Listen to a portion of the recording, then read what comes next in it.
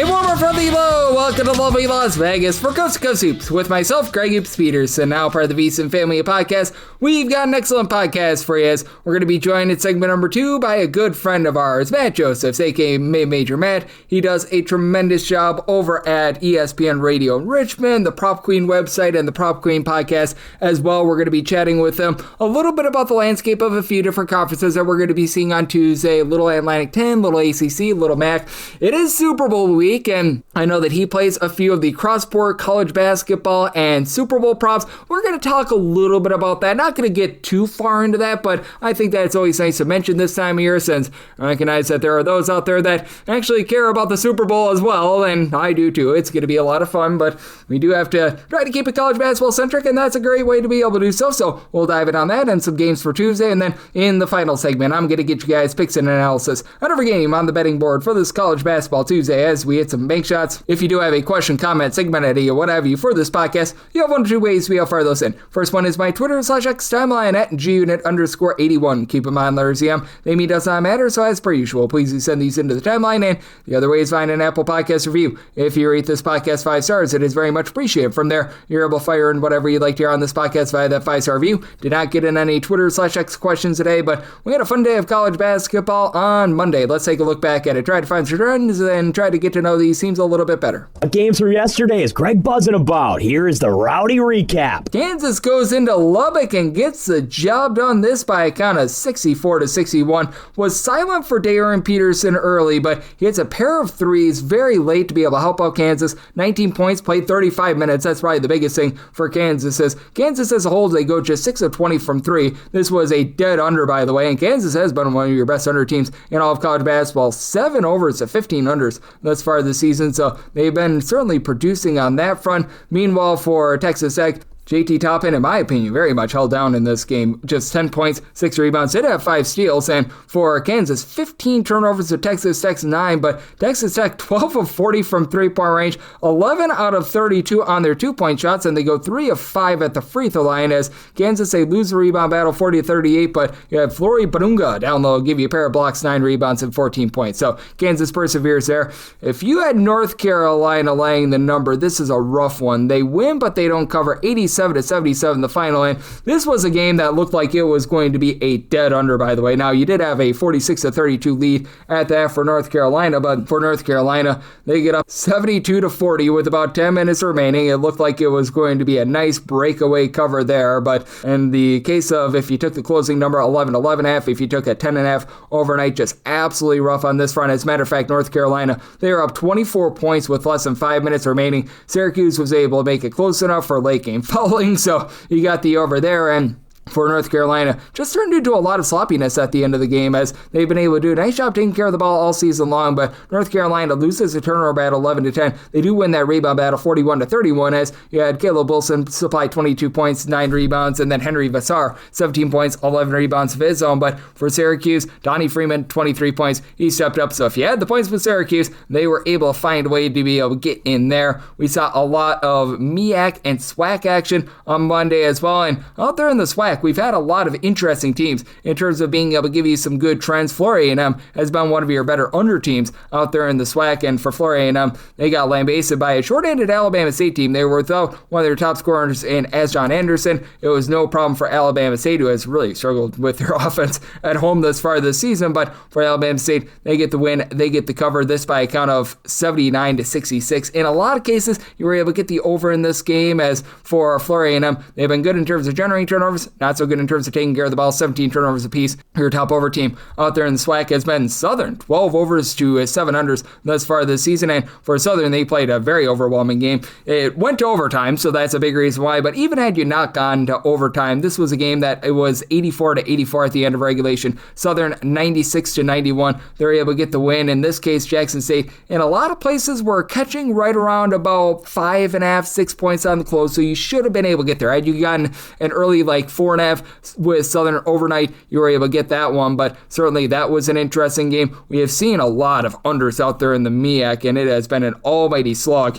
in a lot of Delaware State games. They have been 4 overs to 12 unders. Unfortunately, we did not see them on Monday, or else probably would have had another one. But Howard, how about them being 7 overs to 12 unders thus far this season? And Coppin State just did not do their part. 72-53 the final, as you did have in this game a really nice performance out of Cedric Taylor. He supplies this Howard team with 21 points, as Bryce Harris, he was able to throw in their 14, and for Coppin State, they go 2 of 16 from three-point range. They actually win the turnover battle 14-13, but they just could not throw it in there to save their lives. So Howard, a very nice, easy winner and cover there. For Coppin State, by the way, 16 overs to 7 unders. They've actually been a really good over team thus far this season. And Maryland Eastern Shore, 9 overs to 12 unders. I think 2 of those overs were due to multiple overtimes, and they played an almighty slog against NC Central, 65-63 the final. You had 128 points on the board, despite Maryland Eastern Shore going 9 of 16 from three-point range. Both teams actually shot it well, but 22 turnovers for Maryland Eastern Shore. They somehow, someway get within the number, and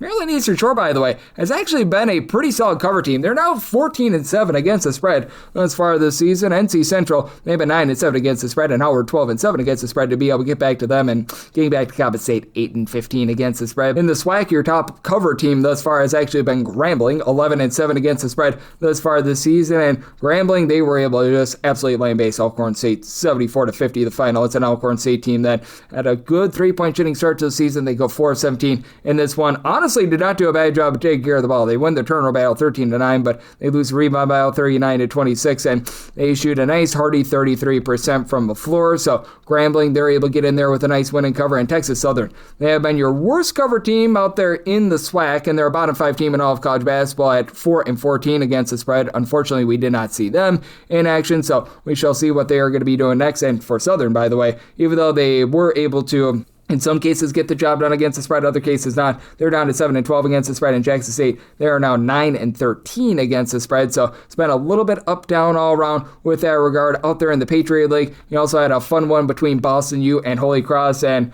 you've had this American team be 13-8 against the spread thus far this season. So they've been your leaders out there in the Patriot League. Unfortunately, we did not see them on Monday, but Boston U, they go on the road. They get a nice 72-64 win to be able to improve to 10-12 against the spread. And for Holy Cross, it's just been all sorts of janky for them thus far this season. We also saw a little bit of OVC action with Tennessee Tech being able to take down Tennessee State. Tennessee State, a double-figure favorite. They lose this game by a count of 90-85. Tennessee State is playing very up-tempo, and on this night, they were just the victims of bad variance, as for Tennessee Tech, a team that had been shooting less than 30% from three-point range this year, 15 out of 24 from three-point range. Tennessee State, by the way, 11-7 against the spread after the loss. They've actually been covering quite a few numbers for you as far this season. They won the rebound battle 39-29. They win the turnover battle 12-9, but Tennessee Tech, just on this night, they happen to get super-duper hot from three-point range, so that was a little bit unfortunate if you were in on Tennessee State.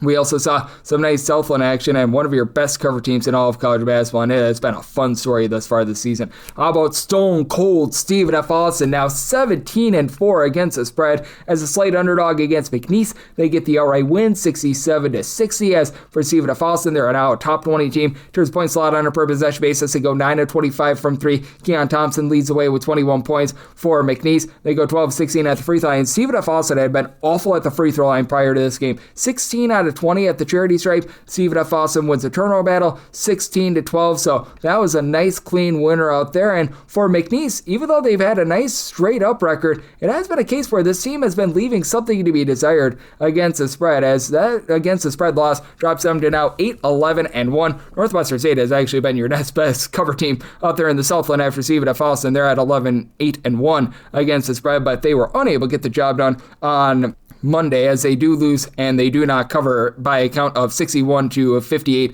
against Nichols. That was a rather pick'em game, and Nichols is able to get in there. New Orleans, by the way, has been an interesting team thus far this season with the fact that they knocked off TCU to begin the season 94-85. They get the win. They get the cover against East Texas A&M, as if you're taking a look in terms of the totals that we're seeing out there in the Southland, your top over team thus far has been New Orleans, 15 overs to 8 unders, and Northwestern State getting back to them. They've been at 12 overs to 8 unders, and then you've had UT Rio Grande Valley and Stephen F. Austin, I just mentioned before, 8 overs to 13 unders. And for Grand Valley, they played an almighty slug of a game, 74-57. They just completely shellacked Houston Christian. They were up 17 points at the half, and for Houston Christian, they're one of the slowest teams in all of college basketball. And they actually won the turnover battle. Houston Christian did 14-7, but they shot just 33% from the floor. They went 13 out of 35 on their 2-point shots, so that was a little bit less than amazing for them. And then to wrap up the night, I do have to have this up by midnight Pacific, 3 o'clock a.m. Eastern. We did get a pair of Big Sky games, as for Portland State, they have been one of your best cover teams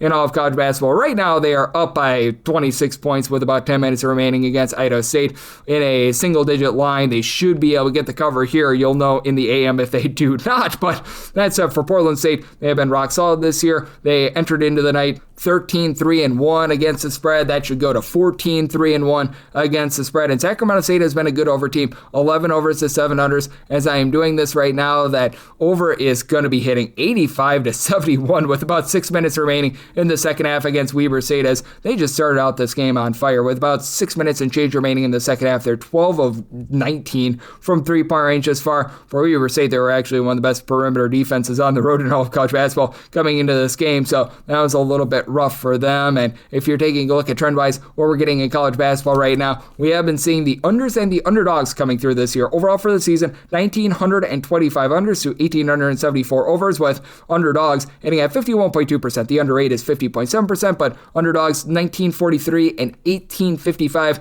against the spread. And if you take a look at the last 7 days in college basketball, it's been about 51% to the unders, 176 unders, 166 overs, with the games from late Monday still pending, and underdogs sitting at about 51.8%, 177 and 165 against the spread. So that's where we're seeing college basketball right now, and that's where we're all getting trend-wise. Coming up next, about if we do chat it up with our good friend Matt Joepsehs, aka Mid-Major Matt, right here on Canisius with myself, Greg Peterson, now a part of the Decent Family Podcast. Side edge this college basketball season? Well, VSiN experts use CBB Analytics, the most comprehensive college basketball analytics platform in the world. See injury impact, on and off data, clutch time performance metrics, first versus second half splits, and so much more. Utilize the promo code of VSiN, that is VSIN, to get $30 off and find your betting edge over at cbbanalytics.com. That is cbbanalytics, all one word.com. For anyone that is new to VSiN, well, I wish you a friendly hello. This is an attention to anyone that is new to VSiN, because you're able to get some free stuff with our daily newsletter. It's a great way to catch up on everything that's happening in the sports betting world. It's delivered straight to your inbox every single morning. VSiN's newsletter offers picks, data, strategies for the day's betting menu, and so much more. Sign up for free today over at VSiN.com/newsletter. That's VSIN.com/newsletter, and start receiving your free newsletter tomorrow morning. That is VSIN.com/newsletter. Stay ahead of the game and bet smarter with VSiN. And we're back here in lovely Las Vegas for Canisius with myself, Greg Peterson, now part of the VSiN Family Podcast. Always great to be joined by this man, as we've got our good friend Matt Joepsehs, aka Mid-Major Matt, aboard. He does such an excellent job taking a look at this great game that we all know and love of college basketball. Dialed in on a little bit of everything. Hosts a great show over there at ESPN Radio in Richmond called Border to Border. He does a great job with the Prop Queen website, the Prop Queen podcast, and so much more. And I know that he is very much getting set for baseball season as well. You're able to follow him on the old Twitter/X at Mid-Major Matt all together. And Matt, it's always great to get you aboard. Thank you. Thank you for having me. Also looking forward to those cross-sport college basketball Super Bowl props that should come out at some point. Absolutely. And hey, how about if we do start there? Because on the mind for a lot of people is the big game. I always say you've got a lot of betting opportunities in college basketball, but how do you take a look at some of those? Because there are some where it's going to be involving like a game for Sunday where it's going to settle right away. And I know that other places like the Superbook is very notorious for this in terms of having like most reception. What is going to be more receptions for Team X versus NCAA tournament teams for Team Y? And I do think that some of those props that are involving NCAA tournament wins, those are the ones that get a little bit more dicey. And I'd rather put myself on the side of the ones that just like settle on like a Sunday or something like that. Yeah, I think a key for the Super Bowl is there's so much that you can bet on, and the books can't get everything right. And so I think that considering you and I are talking college basketball, and there's some intriguing games, Michigan, Ohio State is playing that day, Texas Tech and West Virginia. I think it's, nice to look at. Now, look, am I guaranteeing myself I'm going to bet on a cross-sport college basketball Super Bowl prop? No, but it's combining two things that I know pretty well. I like looking at it. I think that it's great that the books offer it. I wish there was a ton of more mid-major games, and I know that the books won't necessarily put them up in terms of props, but I think it's just a market that you take a look at. If you don't see anything, you move on, but it's always fun to kind of handicap. Yep, absolutely. And I'm not sure about you, but I do stay away from more of those, more X, the sacks, receptions, what have you, versus NCAA tournament wins, just because I do think that when it comes to NCAA tournament wins, those props that won't settle for a few months, those are the ones that get a little bit dicey just because you just don't know the draw in March Madness. Oh, yeah, definitely. There are some props that, unless you really think you have an edge, I would stay away from, especially the ones that are the stock market and the Super Bowl and all these other things that are really weird. So it's just a market to check out. There may be nothing you like. There may be nothing that you find an edge in, but I do enjoy that the books put those out. Yep, absolutely. And that is going to be on the minds of a lot of people, but on the minds of us right now is college basketball as well. And you're based out there in Richmond, Virginia, and we're going to be seeing some Atlantic 10 action on Tuesday. We're going to be seeing some ACC action as well. And I know that you do a great job on both of those fronts. And first things first, how about if we do take a look at that Atlantic 10? Because we've talked quite a bit about St. Louis. They're a team that they just keep trucking along. Sure, they've had a few non-covers here recently, but they've been able to get the job done time and time again. And it feels like teams not named St. Louis are going through a lot of volatility, and aside from St. Louis, there's just been, shall we say, a lot of chaos within the conference this season. Yeah, it feels like, though, the history of the Atlantic 10, you don't want to be the first place team. You don't want to be the one seed because, there's a bunch of times where the one seeds have not won the championship. And almost if you're the Atlantic 10, you hope that St. Louis loses in the championship and maybe you get two teams in. But, obviously, look, George Mason has been very good this year, 20-2. My question has always been with George Mason was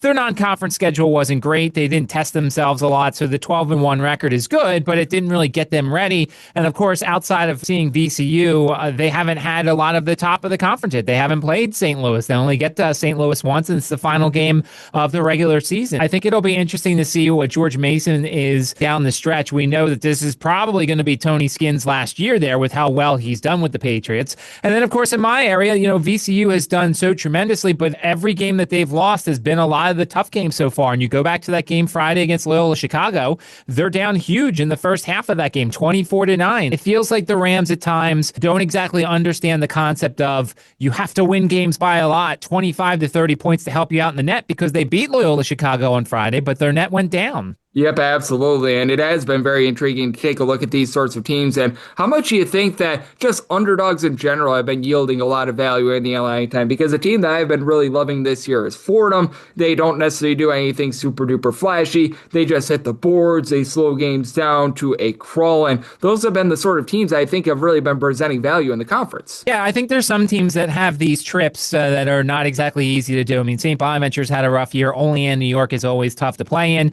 You go to the last game they just played there on Saturday. George Mason wins by 3 there. St. Bonaventure's a better team than their record, I would say. They've had some issues so far this season. But yeah, I mean, I think the road is tough in any place. I mean, I think St. Joe is a team that we didn't really talk as much about in the preseason. They have the late coaching switch. They, Deuce Jones gets let go from the roster, their best player. They've become a really good team. You're looking at a team that's won 3 straight, 6 of their last 7. The loss was a close one to VCU on a Monday afternoon. So I think St. Joe is an interesting team. And then, of course, Rhode Island has been all over the place as well. Rhode Island's a team that turns you over, but also has a problem with turnovers themselves. So you never know what you're going to get with those kind of Rams. Oh, absolutely. The Rhode Island Rams have been one of the more interesting teams in the conference, to say the least. And we're certainly going to be having some fun ones on Tuesday as Matt Joepsehs, a.k.a. Mid-Major Matt, is joining me right here on Coast to Coast Hoops. And I'm so glad that you mentioned St. Bonaventure, because right now they do find themselves as a 9.5-point underdog against Dayton. And what do we make about a Dayton squad that has actually been really good in terms of generating turnovers, but in past years they've been a great three-point shooting team, haven't been so much this year. And for St. Bonaventure, it feels like bizarro world where their offense offense has actually been much better than their defense this year. Yeah, and you trust Mark Schmidt in a lot of situations. He's such a good coach. And, it's a bit of a surprise that he's still there in Olean, New York. Every year when he's still there, it gets more and more shocking to me. And, of course, they do have Woj there, so that helps out a little bit. The St. Bonaventure team, it's hard to trust poor defenses on the road. It really is, especially a team like Dayton, who is very desperate. They had just came off a stretch of 4 of 6 on the road. They've lost 4 straight, including 2 in Philadelphia. This feels like maybe one of those games where you maybe take a look at Dayton's team total over. You think that at home they're going to play better, and it's an offense that has played a little bit better at home, especially against the lesser opponents. They beat Loyola Chicago 78-51 at home. They scored 76 in overtime against Rhode Island. So I might look at maybe like a Dayton team total over here, a team that could find some success offensively against the St. Bonaventure team whose defense certainly doesn't travel. Yeah, it's been really rough for St. Bonaventure thus far this season. The offense has been there, and you've got Mr. Mitchell down low, give you about 10 or so rebounds per game, but hasn't necessarily been a team that we are used to seeing. And I do think that it's going to be intriguing to also see what we get in ACC play, because we are doing this right now as the Syracuse versus North Carolina game is going on. We have no idea how that's going to wrap up, but if North Carolina loses that game, that would be a little bit surprising. But I think that's a really good slate for Tuesday with some big matchups, including that SMU versus NC State game. 2 teams that are, should we say, towards that tier 2, maybe just the super duper upper half of tier 3 going on. And then out there in your neck of the woods, Virginia, they need to try to make sure that they don't get trapped by Pittsburgh at home. And for Virginia is an interesting team because they've played pretty well this season. I mean, look, obviously they're 18-3, but we've seen some differences and some little problems that have shown up. First off, they're fouling way too much. This is a UVA team that is, towards the bottom in ACC play and free throws attempted per field goals attempted. So you're giving opportunities to teams to score free points against you. Now, look, Boston College didn't take advantage of it. They missed a boatload of free throws. They missed 11 free throws in that game. So that would have made that one a little bit different. And if you look at that Notre Dame game in South Bend, they still missed 6 free throws, but they took 34 of them as a team. And so really when you're handicapping Virginia games, especially if you're looking at like a team total or if you're looking at a game total, you want to see how good the opponent is at shooting free throws. And guess what? Pittsburgh is the worst in the conference, 62.8%, which is interesting because I watch Syracuse and they don't shoot free throws very well either. They're actually at 14th in conference play so far. So it might not be a factor here for the Panthers. I like this Virginia team. I like the balance that they have. I like the fact that you have a bunch of guys who were number ones on their respective teams and they've come over. The one thing that's interesting for them is it feels like they rely so heavily on DeRitter on the inside, and he's had a little bit of a fouling issue. You look at some of the games recently. He fouled out of the Notre Dame game. He fouled out against Cal. He's fouled out a couple times this season. So once they kind of figure out how to play defense without playing like grabby defense, I think they're going to be even better than they already are. I expect them to play well and at home after 4 of 5 on the road. And considering how they played, and Pittsburgh's not going to be able to take advantage of the fact that they are a very foul-happy team. And then on the other side, SMU's a tough team for me to figure out so far this season because there's 15-6, but they've kind of come back a little bit to the pack once it came to ACC play. They're 4-4, and their losses for the most part have been respectable. Louisville, Virginia, Clemson, and Duke. And then you've got NC State, who is on a roll right now. But the interesting thing is this is their 6th road game over their last 8. Now, look, it's not, baseball where you're playing, you're staying on the road and everything. They're obviously coming home every time. But at some point, it might catch up to them that they were just at Wake Forest on Saturday. Now they're in Texas on Tuesday. Last month, they were just in Pittsburgh. They were just in Clemson.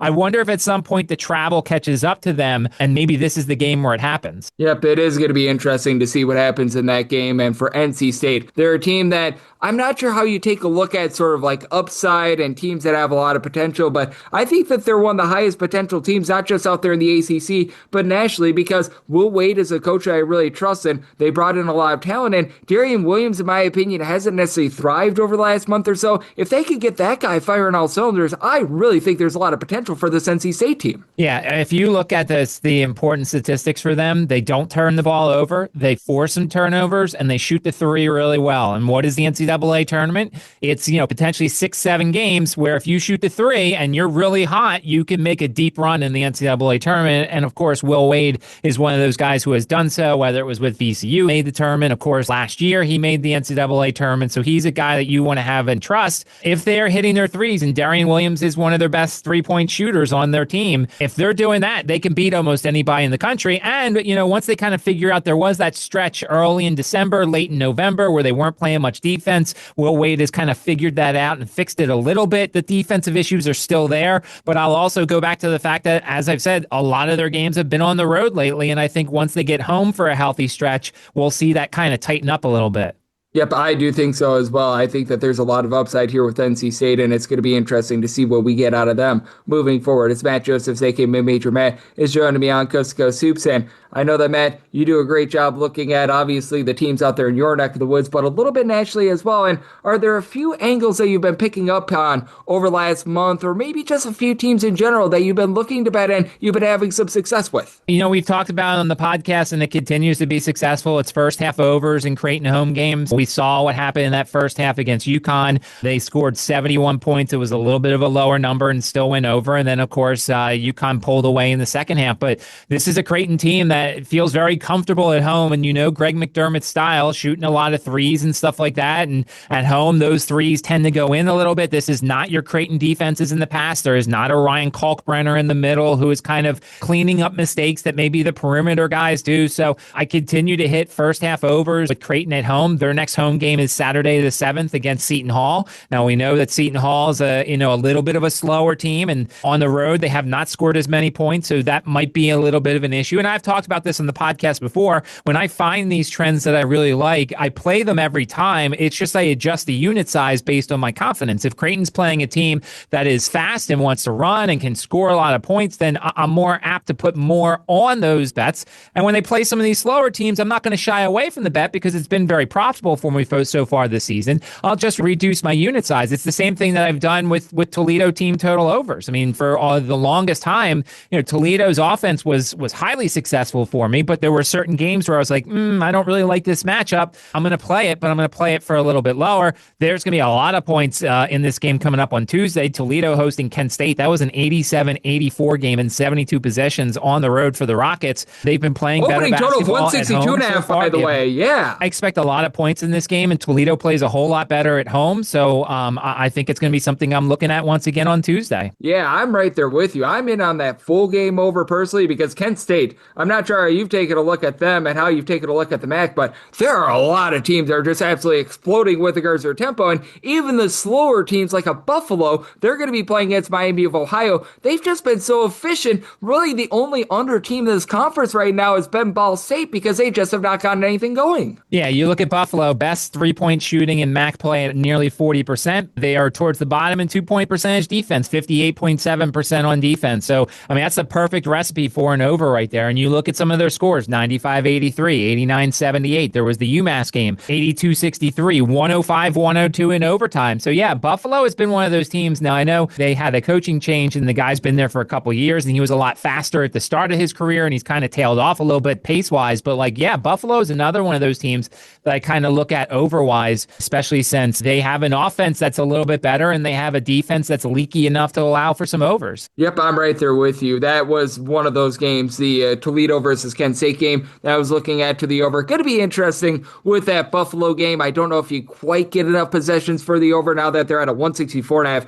in that Miami of Ohio versus Buffalo game, but certainly what we saw in game number one was a big giant over there in Western Michigan. All of a sudden putting up some points as well. And is there anything else that's really standing out to you for Tuesday? Because we don't necessarily have the biggest slate of games, but we just have a lot of quality games. You mentioned it with the MAC. We've looked at a little ACC, little Atlantic 10. Anything else that might be catching your eye? I'll be interested to see, with Grand Canyon joining the Mountain West, they're seeing a lot of teams for the first time, or at least teams that they've seen in a while. And they've got Air Force, who's really bad, and Air Force is not scoring a lot of points and everything, but I'll be interested to see, Air Force plays a little bit of a different style. They don't do a lot very well. I mean, this game should be a blowout, but every once in a while, you might see something where like Grand Canyon's like, oh yeah, we haven't seen this before, and they might struggle a little bit. So I'll be interested to see that. Grand Canyon's a wild place to watch a basketball game. I've never done it, but I've watched them on TV, and it looks like a lot of fun, to say the least. And then, of course, you mentioned it at the beginning, Fordham, they're playing VCU. And when you look at what Fordham does, they are a very good offensive rebounding team. So you always want to look at the opponent and see how they are rebounding wise. And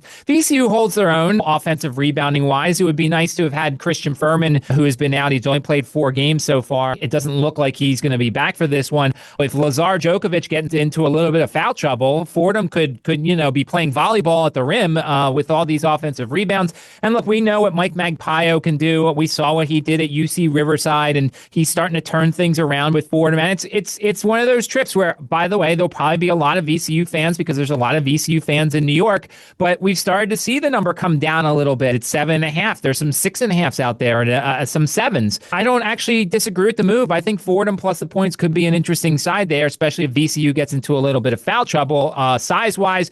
And then for those of you who look at Duke before the North Carolina games, there's really not a drop-off from Duke. They play very well the game before North Carolina, the game after North Carolina. I don't expect Boston College to do much here other than potentially slow the game down, try and make it as slow as possible. And Duke obviously doesn't mind playing slower games, but I can't imagine the Blue Devils don't blow them out. They understand that the net is going to help them out if they blow teams out. Yep, absolutely. I would expect a little bit of a slower tempo game there against Boston College. Boston College, they actually protect the ball. They're not bad on defense. They just simply can't shoot to save their lives. So that's going to be fun to be taking a look at. We've got ourselves a great Tuesday card. We've got ourselves a great week and just great sports calendar in general. And Matt, you're doing a great job of gauging it all. You're getting set for baseball. You're doing great work on college basketball. You're certainly taking a look at the Super Bowl and so much more. So let the good people at home know it's all on tap for you and how people can follow along on social media and other platforms. Yeah, at Mid-Major Matt on Twitter. All my plays are tracked on the Action Network. I'll start posting some Super Bowl stuff as the week goes along. I like to wait a little bit, kind of let the overs move up some of the props if I want to take some unders. And certainly we have to check out the weather forecast. We have an outdoor Super Bowl, so I got to wait and see. There's a 20% chance of rain right now, so that kind of affects the handicap a little bit too. If anybody has ever any questions, I like to do team total markets. Occasionally I look at the player props, different markets that people don't look at as much. I know you get questions sometimes at Mid-Major Matt on Twitter because we all have the same goal. We all want to beat the books. Yes, absolutely. And Matt, he does such a great job looking at this great game that we all know of college basketball and so much more. And every single time he joins me, lends such great insight. So big thanks to Matt for joining me on Coast to Coast Hoops, now part of the VSiN Family Podcast. And coming up next, it is that time of the podcast to give you picks and analysis on every game on the betting board for this college basketball Tuesday as we hit some bank shots.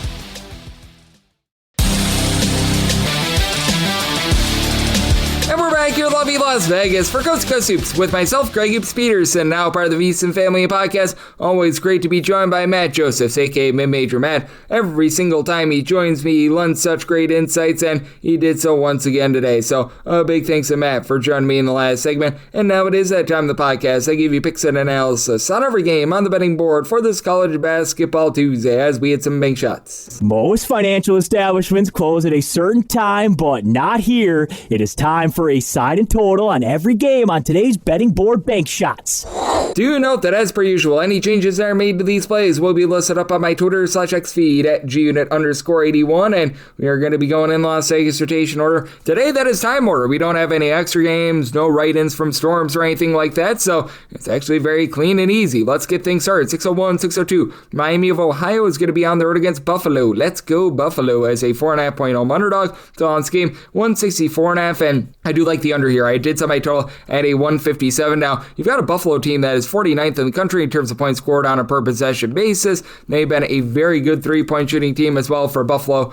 They do shoot 38.9% from three-point range. That is a top 15 mark in all of college basketball. And Miami of Ohio, they're right there, 22nd in the country. They actually shoot 35.4% from three-point range at home compared to 40.6% away from home. And strangely, this is a Buffalo team that they average more points per possession when they're away from home rather than at home. Their offensive efficiency falls to about 100th in all of college basketball. And they allow at home teams to shoot about 37.5% from three-point range at home compared to 30.6% away from home. So I do think that those splits are going to be be ironing out, and Buffalo's not necessarily an up-tempo team, hovering right around about 252nd in the country in terms of total possessions per game. It's a team that's done a pretty solid job in terms of not allowing a ton of second and third chances, but the one thing that they really don't do is grab second and third chances themselves. They're outside the top 275 in terms of offensive rebound percentage. This despite the fact that you've got really a trio of guys that have taken over the offense. Angelo Breezy, 36.5% three-point shooter, about 12 points per contest. Ryan Sable, 18.5 points, 3.5 assists, shoots 42% from three. Daniel Freitag, 20 points, 4.5 boards, shoots 38% from three-point range, but I'm willing to lay up to 4.5 here with Miami of Ohio, just because this has been a team that has also been very solid in terms of generating turnovers, top 85 team in terms of turnovers generated on a per possession basis, and even if you take away the three-point shooting of Miami of Ohio, if you include non-D1 games, they're actually number one in the country in terms of both their field goal shooting percentage and their two-point shooting percentage. You've got a pair of guys in Peter Suter along with Brent Byers who have combined for 29.5 points per game. They combine to shoot about 43% from three-point range. It's Miami of Ohio team that in a pressure spot, they shoot 77% the free throw line. That's a top 35 mark in the country. Again, Miami of Ohio, they're outside the top 275 in terms of offensive rebound percentage as well, so they're not going to grab a lot of second and third chances.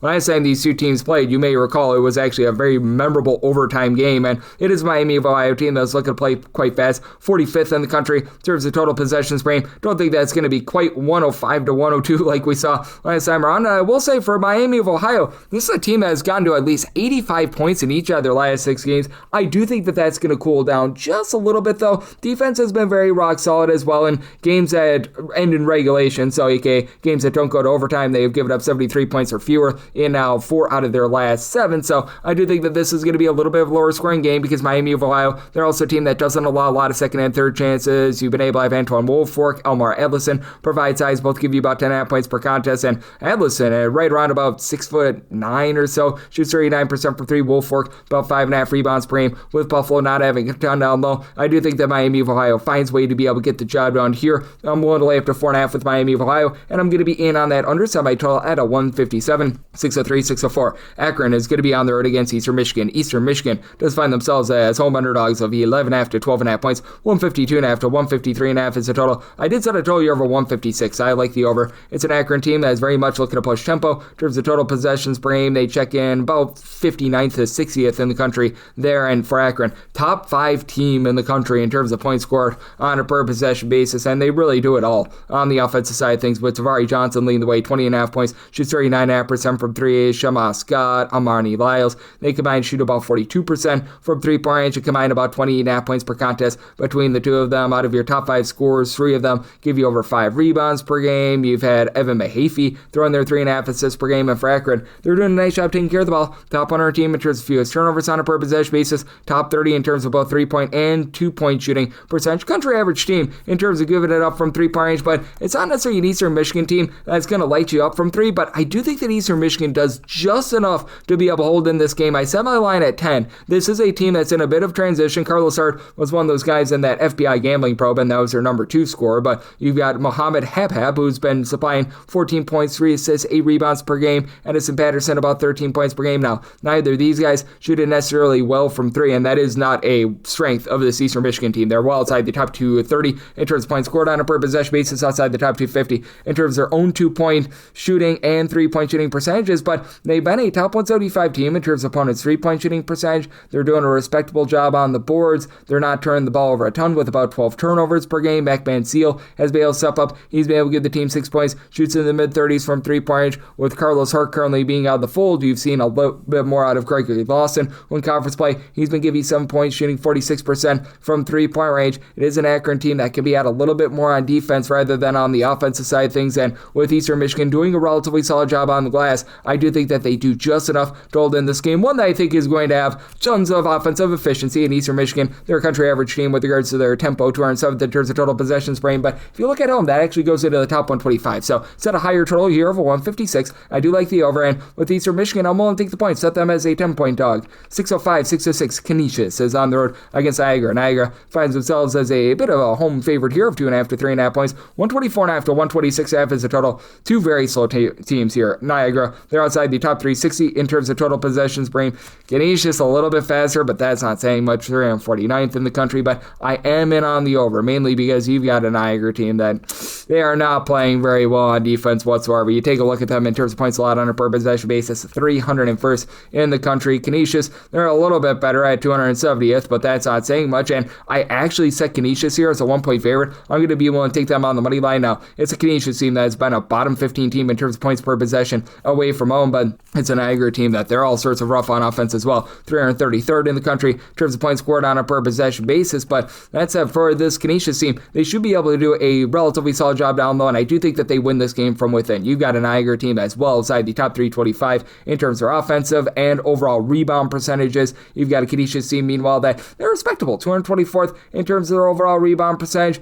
Canisius, their big issue has been turnovers, 329th in terms of turnovers on a per possession basis on offense, but should get more clean possessions against a Niagara team that at home they are about 315th in terms of turnovers on a per possession basis, so that's been very much less than tremendous. For Canisius, you've really got two guys that have been able to step up and give you good production. Brian Nadanja along Khalil Singleton. These guys combine for 27 points per game, and Singleton actually shoots 39% from three-point range. It is a team that in a pressure spot, they only shoot about 69.5% at the free throw line, and they're getting just blowtorched down low with regards to their two-point shooting percentage, offense and defense, outside the top 320. In terms of opponents' two-point shooting percentage, their two-point shooting percentage is outside the top 345. Meanwhile, it's a Canisius group that is going to be able to find a Niagara team that, well, they don't do a great job down low either right now for this Canisius squad. They're outside the top 300 in terms of their own opponent's two-point shooting percentage, outside the top 290 with their two-point shooting percentage. Justin Page is a lone guy that gives you over 8.5 points per game. He averages 12.8 points while he shoots 30% from three. Now, Niagara actually shoots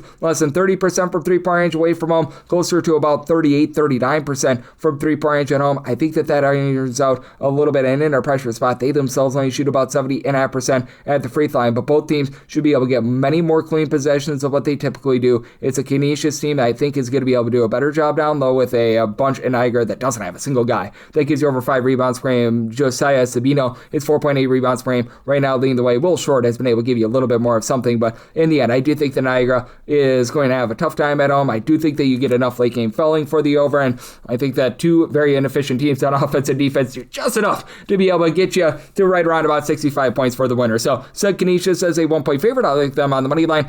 And I'm in on the over. I set my total at 127, 607, 608. It is South Carolina, and they're going to be on the road against Texas. And Texas, they are back to being a very sizable favorite here, as you're going to be laying 11.5 to now as high as 13 points. Your total on this game is between 149.5 to 150.5. And I did set South Carolina as a 9-point dog. I'm going to be willing to take the points. Now, for South Carolina, this team is 272nd in the country in terms of three-point shooting percentage, and they are a top 65 team in terms of percentage of their shots that come from three, but they're still a top 110 team in terms of points scored on a per possession basis, mainly because they are doing the little things well. If you look at their two-point shooting percentage, which they should be taking more two-point shots, they've been a top 75 team with that regard. They do a nice job in terms of not turning the ball over. Now, they're outside the top 320 in terms of turnovers generated on a per possession basis on defense, but on offense, 41st in terms of ball security. Meanwhile, it is a Texas team that they started off taking great care of the ball to begin the season. They're down to about 85th in terms of turnovers on a per possession basis now, and it's been a big giant question mark as to what you're going to get game to game. Tremont Mark, who's still been able to give the team double figures, but it's not shooting it the way that you'd expect. Only 30% from three-point range. Texas, country average team, they shoot about 34.5% from three-point range. They've been a good team down low. They're a top 50 team in terms of opponent's two-point shooting percentage. They're a top 35 team with their own two-point shooting percentage, and they keep you off the boards. They're allowing teams to grab fewer than 25% of their missed shots as an offensive rebound. That's the top 45 mark in the country, but they're also a team that's not really going to push the issue. They're outside the top 300 in terms of turnovers generated on a per possession basis, like what Metes Volkadis has been able to give you with about 15 points, 6.5 boards, and Dalen Swain, who comes over from Xavier with Sean Miller, 17.5 points, 7 boards, 3.5 assists per contest. But for South Carolina, you've got Mongolian Mike and Michi Johnson, I think are going to be able to keep them lively. Johnson, 15.5 points, shoots about 34% from three. Mike, he only shoots about 30% from three, but good versatility, 5.5 boards, 2.5 assists, about 11 points per game. And then you've been able to have Kobe Knox, Elijah Strong give you double figures. Now, Eli Ellis has been dealing with a little bit of injury, should be good to go in this game. He had 14 points in the game against LSU, so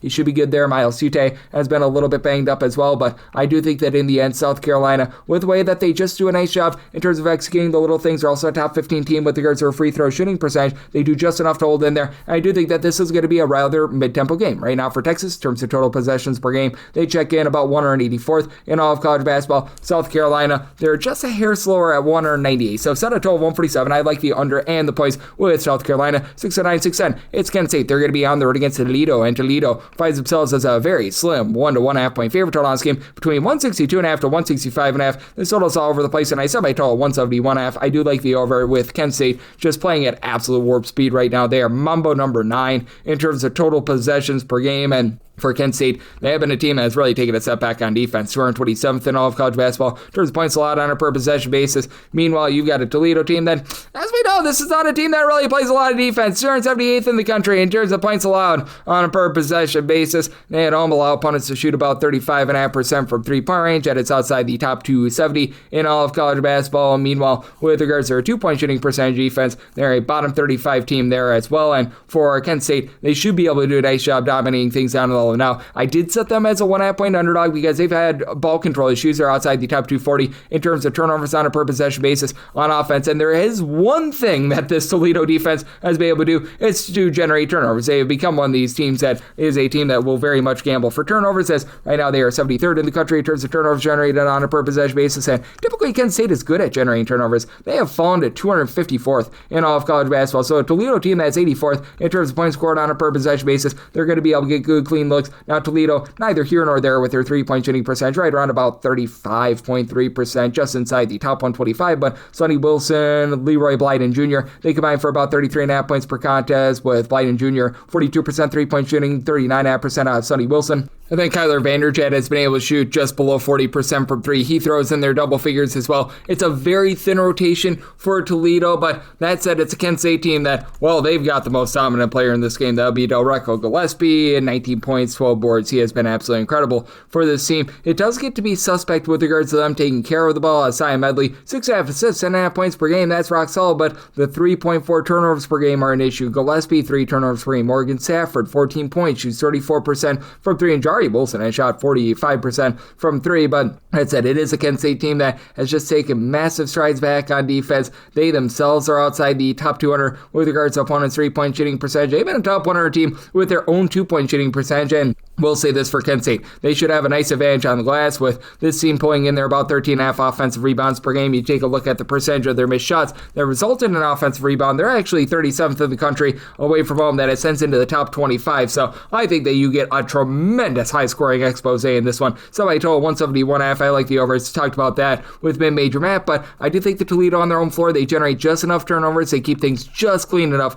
to be able to get the job done. I set Toledo as a 1.5 point favorite. Won't lay up to 1 with them. I'm actually seeing them as an underdog in a spot or two as well. So in on Toledo, and I do like that over as well. 6-11, 6-12 on the card. It's Southern Illinois. They're on the road against Illinois State. Illinois State, a favorite here of 7 to 7.5 points. 142.5 is the total. I set a total of 144.5. I do like the over. Now, you do have an Illinois State team that has absolutely thrived on defense. At home, this is a team that has been a top 10 team in terms of points allowed on a per possession basis. Overall, they are number 30, but at home, they actually give up about 25.5 points fewer than they do away from them. And Southern Illinois, not to say that they've been monsters of midway with regards to their defense, but they've been a strong defense as well. They're 68th in the country in terms of points allowed on a per possession basis, but you've got a Southern Illinois team that's looking to gun it. They, in terms of total possessions per game, are checking in the top 66 in the country, approximately 66th away from home. That goes into the top 55, and for Southern Illinois, country average team in terms of offensive rebound percentage, but away from home, that ascends into the top 110. They are awful with their three-point shooting. They're outside the top 335 with that regard, but Illinois State has been a really good three-point shooting defense, and for Southern Illinois, that's not their game. They're looking to pile drive the ball down low. They've been a top 150 team with their two-point shooting percentage in terms of percentage of their shots that come from two-point range. They're actually a top 50 team as well, so I think that helps them out here. I did set Illinois State as just a 6.5 point favorite, especially with Illinois State being a rough free throw shooting team, and really both of these teams are. Southern Illinois, they're shooting 66% of the free throw line with only one double-figure scorer. Cal Ronhouse, 13.5 points. He shoots about 30% for three, and I will say, you've got two guys that are actually shooting it well from three. Damian Mayo, 9 points, shoots 41% for three, and Rollins Alajibi shoots 41% for three, 9.5 points per contest, and then the Alajibi brother, Prince Alajibi, he gives you 8 points per game. Between the two Alajibis, you get 12.2 rebounds per game, and that's a lot of fun to say, but A lot of mixing and matching with that regard. And then for Illinois State, you haven't necessarily been able to get the three-point shooting that you were expecting out of Johnny Kinzinger. He's only shooting 30.5% per three, 11.5 points per contest. I alluded to their bad free throw shooting percentage, 69.2%. It's better than Southern Illinois, but they're the favorite here. And if you need them to cover at the free throw line, that's going to be a little bit rough for them. They have been a top 80 team in terms of opponents' 2-point and 3-point shooting percentage. And for Illinois State, their own 2-point shooting percentage, I think, is enough to be able to get the job done for the over because they've been a top 85 team here as well. They've overall been a top 125 team in terms of points scored on a per possession basis, and they don't allow a lot of second and third chances. Top 45 team in terms of defensive rebound percentage. You've got a guy in Landon Wolf who's able to give you about 5 boards per contest. Brandon Leib, he stands 7 feet tall, began his career over at Illinois, only 3.3 points per game, but throws in their 4.8 boards, just under a block per contest. And then you do have 2 nice sharpshooters in Bodis Gumberg, Tyree Coleman, that combine for 21 points per game. Both combine to shoot about 41.5% from 3, but I do think that with Illinois State having their suspect free throw shooting and this being an Illinois State team that does a really good job in terms of guarding the three-point arc, but Southern Illinois knowing their game, trying to pile drive the ball inside, I think that that's going to be just enough for the over and just enough for Southern Illinois to hold in there. Semi-line at 6.5, so we'll take 7+ here with Southern Illinois, and I'm going to be in on the over as well. 6-13, 6-14, it's VCU playing on the road against Fordham, and Fordham, a home underdog of 6.5 to 7.5 points, 146.5 to 147.5 is the total. Starting to see 148s pop up as well, and I set mine at a 143.5. I do like the under. Fordham is just so stinking slow in terms of total possessions per game, 351st in all of college basketball, and in their home games, that's actually even lower. And for Fordham, name of the game for this team is being able to drive the ball down low and be able to make their twos. They're a top 125 team with regards to their 2-point shooting percentage. Now, the kryptonite of VCU is being outside the top 210 in terms of opponents' 3-point shooting percentage, and Fordham really doesn't do a whole heck of a lot of that. For Fordham, they shoot outside the top 300 with regards to their own 3-point shooting percentage, but that said,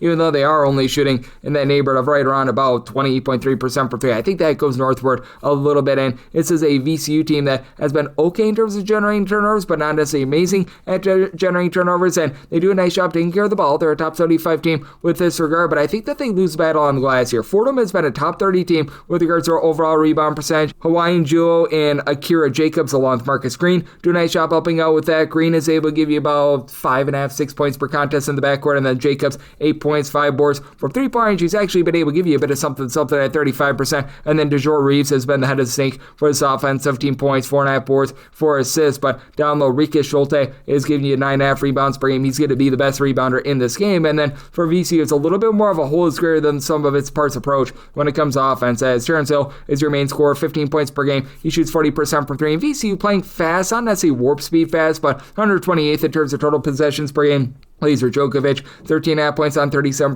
3-point shooting. Jadarian Tracy, he shoots 38% from the outside, but this is a unit that is outside the top 85 with regards to their own rebound percentage. They do give up some second and third chances. It has been a squad that's been pretty solid down low, top 125 team with regards to their own 2-point shooting percentage and in terms of opponents' 2-point shooting percentage as well. And this is a Fordham team that's going to give up a few looks from 3-point range. Still a very rock-solid defense, ranking in the top 125 in terms of points allowed on a per-possession basis, but they're more country average aligned teams who shoot 33.7% from 3. I think that VCU should be able to go on the road, be able to get the job done in this spot, and in a pressure spot, they shoot 74.9% of the free throw line. That's the top 100 mark in the country. So I did set my line at 7.5. 7 would be my max lay with VCU, but 1 to lay it, and I like the under. I did set a total of a 143.5. 6-15, 6-16. Xavier is on the road against UConn. The X-Men are an underdog of 17.5 points. 147.5 to 148.5 is the total line. I set UConn as a 20.5 point favorite. I'm going to be willing to lay the number. Now, Xavier is actually doing quite a few little things well in terms of fewest turnovers on a per possession basis. They rank 23rd in the country. They aren't allowing teams to be able to haul in there a lot of second and third chances in terms of their defensive rebound percentage. This is a unit that checks in 49th in the country, so they're doing the little things well. They just don't do a good job in terms of operating with regards to their interior offense, and with this UConn team being a top 30 team and opponent's 3-point shooting percentage, that's doomsday. The Xavier team is 266th in the country with regards to their own 2-point shooting percentage. Now for Xavier, it's been a case where they have been caroling all the way with Trey Carroll. He'll give you 18.5 points. He shoots 34% from 3, 5.5 rebounds per game, and Philip Brochevin has been able to give you about 10 points, 8 boards, 4.5 assists per game, so you got some relatively good versatility there. Jovan Misevich has been able to shoot 41.5% per 3, 11.5 6.5 points per game. All right, he's been very all right from three at 46%, but still, this is a squad that I think is just going to get hammered down low. They're outside the top 255 as well in terms of opponents' 2-point shooting percentage. A team that's country average in terms of generating turnovers. Not great, not terrible, and this is a Xavier team that is going to be looking to bump up the tempo in terms of total possessions per game, 62nd in the country. UConn's looking to dial it back, 264th in the country in terms of total possessions per game, but this is a UConn team that I think is going to operate really well down low, as UConn has been about a country average 3-point shooting team. They've been a top 60 team with their 2-point shooting percentage, and they do a nice job giving themselves second and third chances, so they're 54th in the country in terms of points scored on a per possession basis. But that said, this is a UConn team that is right now 9th in the country in terms of points allowed on a per possession basis. And then you've got Alex Caravan doing it all. He's been able to supply in that neighborhood about 13.5 points, 5.5 boards. He's actually shooting 42% from three. Solo ball still just shooting 29% from three. I do think that that's going to be going northward. Terrace Reed should be able to hold things down low. A steal, 2 blocks, 2 assists, 8 boards, 14 points, and then Silas Demery, 6 assists per contest for a UConn team that has been able to do a top 125 job in terms of turnovers generated on a per possession basis, but they make your life miserable in terms of finding good looks. Top 20 team also in terms of the opponent's 2-point shooting percentage, so I think that UConn just does not allow Xavier to get good looks whatsoever, and that causes 4 and under. I said my total 144.5. I do like the under. And with UConn, I'm willing to lay up to 20 points with them. 6-17, 6-18 on the card. Western Michigan is on the road against Ohio, and the Ohio Bobcats are an 8.5 to a 9.5 point favorite. 155.5 to 156.5 is the total. Set my total at a 156. Right now, I'm mostly seeing 156.5, and I will be in on the under, mainly because Ohio is just not popping it and locking it from 3-point range. It's an Ohio team that they play at a relatively good tempo, not like warp speed fast, but in terms of total possessions per game, you've got an Ohio team that's right now checking in about 74th in all of college basketball. And Western Michigan has really been able to bump up that tempo as well. They're right now checking in about 157th in terms of total possessions per game, but for this Ohio team, they're getting blitzed from the outside in both facets as they allow opponents to shoot 35.9% from 3-point range. That's 280th in all of college basketball, and they themselves shoot less than 30% from 3. That's a bottom 20 mark in the country. Now for Ohio, despite their bad 3-point shooting, they're about 215th in the country in terms of points scored on a per possession basis. Western Michigan is actually 206th, and Western Michigan, top 135 team in terms of offensive rebound percentage away from home. And Western Michigan's numbers, I feel like, are a little bit warped because they, for the first about 12 or so, 13 or so games of the season, were without Justice Williams. He has become their top scorer, transferred in from Robert Morris, 17.5 points, 3.5 assists per game, and in the 8 games that he's been out there, they've gotten to at least 76 points in all but 2 of them. And then you got Jalen Griffith, who's able to give you 13.5 points. He shoots 37.5% for 3. Brady Schwartz has become a nice 3-point shooter at about 40%. Now, this team does not take care of the ball. They are right around about 300th in the country in terms of turnovers on a per possession basis on offense, but it's not like this is an Ohio team that is going out there and generating a bunch of turnovers. Now, neither is Western Michigan. They're 345th in the country in terms of turnovers on a per possession basis, but I mean, for Ohio, they're about 121st. They're neither here nor there with that regard, and it is a Western Michigan team that has been giving it up on the inside. They're hovering at around 300th in the country in terms of opponent's 2-point shooting percentage. You do have an Ohio team that has Jackson Pavletsky, who I like, 17 points, right around about 5 assists per game, but only have 2 guys on the roster that give you over 3.5 rebounds per game. Aiden Hadaway, 14 points, 7 boards, and then you've got Javon Simmons, about 14 points, 5.5 rebounds. It's not an Ohio team that's necessarily doing a great job on the inside themselves. They're about 200th in terms of opponent's 2-point shooting percentage. They're outside the top 240 with regards to their overall rebound percentage as well, and if it comes down to free throws, Ohio, they shoot 69.5% the free throw line. That's outside the top 250 in all of college basketball. So I do think that Western Michigan going to do a nice job holding in there. I set my line at 4, so take the points with Western Michigan, and I'm going to be in on a 156.5 or higher to the under. 619, 620. You've got Dayton, and they're going to be playing us at St. Bonaventure, and the Bonnies do find themselves as a underdog here of 9.5 points. So I'll scheme it is 146.5. Set my line at 8.5. I'm going to be willing to take the points with St. Bonaventure. It's been a rough year for St. Bonaventure on defense. Currently, they're checking in 243rd in all of college basketball in terms of points allowed on a per possession basis. Here's what's interesting, though. They give up 5.3 points per 100 possessions fewer when they're away from home rather than at home. They're actually still a top 120 team in terms of points allowed on a per possession basis when you get them away from home, and the big key for them is taking care of the ball, because there's been one thing that Dayton has done a really good job of this year, and it's turnovers. Currently, they are checking in the top 3 in all of college basketball in terms of turnovers generated on a per possession basis, and and for Dayton, that leaves them vulnerable from three-point range. They've been in the neighborhood about 240th to 250th in terms of opponents' three-point shooting percentage. And St. Bonaventure, right now away from home, they shoot 37.9% from three-point range. That is a top 25 mark in all of college basketball. And St. Bonaventure is going to have the best rebounder in this game. He would able to get darn near a double-double, about 16.5 points, 9.7 rebounds per game out of Frank Mitchell. Daryl Simmons has been able to shoot 42% from three. He supplies 16 points per game. DeShante Bowen has done a little bit of everything, 10 points, 5 assists. Doesn't necessarily give you a lot of scoring, but overall St. Bonaventure has been solid there. Their biggest weakness has been their interior defense. They've been outside the top 245 in terms of opponents' two-point shooting percentage, but they're also still doing a really good job on the boards. That's a big ode to what Frank Mitchell has been able to do for this team, but you take a look at St. Bonaventure, they're a top 160 team in terms of their defensive rebound percentage. Away from them, that actually becomes a top 75 mark. They give themselves second and third chance at 75th in terms of offensive rebound percentage, and Dayton is not doing any of that whatsoever. Dayton's 289th in terms of percentage of their own missed shots. That results in an offensive rebound. Their 7-footer Emil Latang has been in and out of the lineup, and even when he's been in overall for the season, 10.5 points, 5.5 rebounds per game. He's been rather ineffective recently. Javon Bennett, Deshaun Montgomery have had to do it all by themselves on offense. These two guys combined for about 5.5 assists, 4 steals, 31 points, and Montgomery shoots 38% from three, but Dayton was a great three-point shooting team last year, outside the top 240 this year at 32.7%. I do think that Dayton is going to be able to get the job done here because of the way that they generate turnovers, but I think that the Bonnie's defense steps up away from home. Semi-total at a 144.5. You're not necessarily going to get a high-flying game. This Dayton team, 133rd in terms of total possessions per game. Bonaventure, 231st. So I'm in on the under semi-total 144.5 and those points with the Bonnies. 621, 622. It is Tennessee, and they're playing us to Ole Miss. Ole Miss is an underdog of 11.5 points. 137.5 is the total, and I actually made a total of 142. I do like the over. Tennessee is playing faster than they have in past seasons. In terms of total possessions per game, it doesn't sound like warp speed or anything like that, but 137th, that is quite fast for them. And it's a Mississippi team that they're about 237th in terms of total possessions per game. And Ole Miss has done a good job in terms of taking care of the ball. They're 41st in the country in terms of fewest turnovers on a per possession basis. And that's one thing that Tennessee really needs to clean up. They have been outside the top 235 in terms of turnovers on a per possession basis on offense, even though Jacoby Gillespie gives you 18 points. He's been able to shoot it relatively well from three. That's been an issue, but here's the issue that you're going to have for this Ole Miss team. They're going to get dumped up on the glass. Right now, Tennessee, they are getting over 43% of their missed shots as an offensive rebound. That's number one in the country. In terms of defensive rebound percentage, Ole Miss is currently 191st. They are giving up about 29% of opponents' missed shots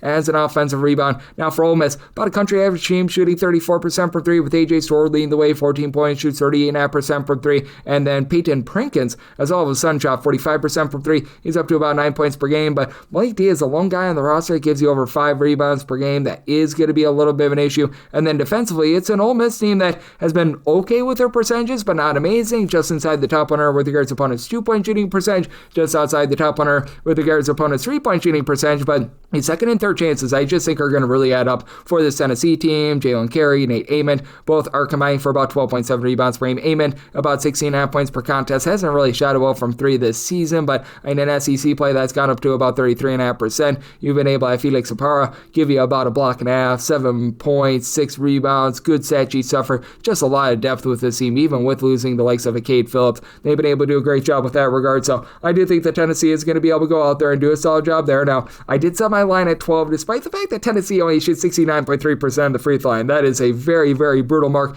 in general, but this just feels like a little bit of a disjointed team for Ole Miss right now, and Tennessee is still 31st in the country in terms of points allowed on a per possession basis, and I think that the second chances get you that over and Tennessee to cover. So we'll lay up to 11.5 here with Tennessee, and I'm going to be in on the over. 623, 624, Boston College on the road against Duke, and Duke does find themselves as a 26 to 26.5 point favorite. 137.5 is a total. I set my line at 26.5. 26 is my absolute max lay. I know that Matt Joepsehs was talking about it. Duke typically doesn't look ahead in these spots, and even if they are looking a little bit ahead in this spot for Boston College, they're actually not a bad defense. This Boston College team is 45th in the country in terms of points allowed on a per possession basis. They don't generate turnovers. They're outside the top 300 with that regard, but I think they're a top 100 team at opponents' 2-point and 3-point shooting percentage, but they just simply can't shoot. They are 277th in the country in terms of their 2-point shooting percentage, and they don't even turn the ball over too much. Like, they have less than 11 turnovers per game, but they're 344th with their 3-point shooting percentage. That goes down to 26.5% in a road/neutral court venue, and for the Duke team, they've actually been very good in terms of generating turnovers. They become a top 45 team in terms of turnovers generated on a per possession basis at home. Overall, it's about 52nd in the country, and For Duke, you've got Cameron Boozer, who's absolutely going to be able to take over this game. Right now, the Wooden Award leader, and he's giving you 23.5 points, 10 boards, 4 assists, 2 steals. Like, it's been incredible, but Patrick Ngongba down low is able to give you about 6 boards, block and half per contest. It's a Duke team that still does rank in the top 10 nationally in terms of points allowed on a per possession basis. Duke has been neither here nor there with their tempo, about 203rd in terms of total possessions per game. Boston College a little bit slower at about 251st, and we've actually seen Boston College be able to play relatively okay on the road. That game against Louisville a few weeks ago was a triumph for them, but Isaiah Evans, he should be able to do a good job in the backcourt with about 14.5 points. I do think the Duke, who's shooting 34% from 3, starts to find a little bit more. Caleb Foster has really been your main 3-point shooter at 38.2% from the outside, but I just don't think the Boston College is going to do much in the way of putting points up on the board, and Duke is a top 5 team with regards to their own 2-point shooting percentage, so I did set a total here of a 138.5. I'm willing to lay 26 and not a half a point more with this Duke team, and at a 137.5, I think Duke just does just enough to be able to get you that over. So I'm going to be willing to lay it here with Duke, and at a 138 or less, I'm in on the over. 625, 626. Central Michigan is on the road against UMass, and UMass finds themselves as a double-figure favorite here of 10.5 to 11.5 points. Thoughts game between 151, seeing this get up to now 152.5. Opener was actually 149.5. Still like the over, though. I'd set my total at a 156.5, and with Central Michigan, it's not even necessarily an up-tempo team. Now, UMass is an up-tempo team. They're a top 45 team in terms of total possessions per game. Central Michigan more around about 236th, but Central Michigan, even though they're not great on offense, they're 329th in the country in terms of their 3-point shooting percentage. You take a look at them in terms of points scored on a per possession basis, and this team checks in a nice hearty 280th in all of college basketball, but on defense, they're even worse. They're 14th in the country in terms of total possessions per game. Now, it is a UMass team that's had a tough time taking care of the ball, 266th in terms of turnovers on a per possession basis, but Central Michigan, who's 231st in terms of turnovers generated per possession on defense, I don't think is going to do too much to be able to put them under duress. And right now for Central Michigan, you've got Nathan Klebot down low, who's been able to give you about 13 points, pair of blocks, 6 rebounds per game, done a solid job. And then tomorrow, Adley and Fat Brooks, that's his actual name, combined for 22 points in the backcourt to be able to help out, but you just don't have a lot of firepower with this team, and they are getting absolutely tattooed down low. This is a bunch that is outside the top 290 in terms of opponents' 2-point shooting percentage. They're actually a country average team with their own 2-point shooting percentage, and that'll help you out to the over because the UMass kryptonite with its defense is being outside the top 3 with regards to their own 2-point shooting percentage, but it's a UMass team that they themselves have been above a country average team with regards to their 3-point shooting percentage, and they're absolutely dominating on the glass. UMass, a top 10 team in terms of defensive rebound percentage. They've been a top 100 team in terms of grabbing missed shots as an offensive rebound themselves. Now, they're not great at the free throw line. They shoot just 68% at the free throw line, but Leonardo Batil and Marcus Banks combined for 33 points per game, with Banks being a 37% 3-point shooter. You've got Kajal Parker, who's been able to shoot 43% from 3. He supplies the team with about 11.5 points per game. And then you've got a lot of guys that don't score a ton, but like a Jaden Nadunji, he's able to give you about 7 points, 5 boards, pair of assists. They just do a nice job being well-rounded there. It's a UMass team that's been more of a top 200 team with regards to points scored on a per possession basis. They do give it up a little bit on the inside, but they do a great job generating turnovers themselves. They've been a top 140 team in terms of turnovers generated on a per possession basis, and I do think that UMass against a Central Michigan team that just has not been able to get it going on offense and on defense, and for UMass, I mentioned the turnovers, they've been much better in terms of generating them at home. They get into the top 65 with this regard. I do think that they generate those turnovers. That leads to some nice fast break buckets, and that allows this UMass team to be able to cover the number and get it done. So my line at 14.5, I'm going to be willing to lay it with UMass, and I'm going to be in on the over. So my total 156.5, 627, 628. Ball State, they're going to be on the road against Bowling Green. Bowling Green, a double-figure favorite here of 10.5 to 11.5 points. 137 to 136.5 is the total. I'm set a total of 136. So 136.5 or higher. I do like the under, mainly because for Ball State, I just don't think that they do their part with the total. They're one of the slowest teams in the country. They are 336th in terms of total possessions per game, and they're really not putting points up on the board right now. For this Ball State team, 322nd in terms of points scored on a per possession basis, and it's a Bowling Green team that's well-rounded. They actually score more points per possession when they're away from home rather than at home, but they're about 132nd in terms of points scored on a per possession basis. The defense has been great, 70th in the country in terms of points allowed on a per possession basis. Again, strangely, they're actually giving up more points per possession when they're at home rather than away from home, but Bowling Green is not allowing a lot of second and third chances in terms of their defensive rebound percentage. They're a top 75 team in the country, and this team is going to do a great job in terms of taking the ball away from you, which is actually also the forte of Ball State. Now, they're not as good as Bowling Green. Bowling Green 30th in the country in terms of turnovers generated on a per possession basis. Ball State is 71st, but away from home, that does fall just outside the top 100. But I think that Bowling Green is going to be able to dominate this game against a Ball State team that you've got two guys that give you double figures, so Monty Ziegler and Davion Hill, who combine for 25.5 points per game. Between the two of them, 9.2 rebounds. Hill is able to shoot 34.5% from three, but you've got a team here in Ball State that Ziegler is your lone guy that gives you over 4.3 rebounds per game, so they have no low post play whatsoever, and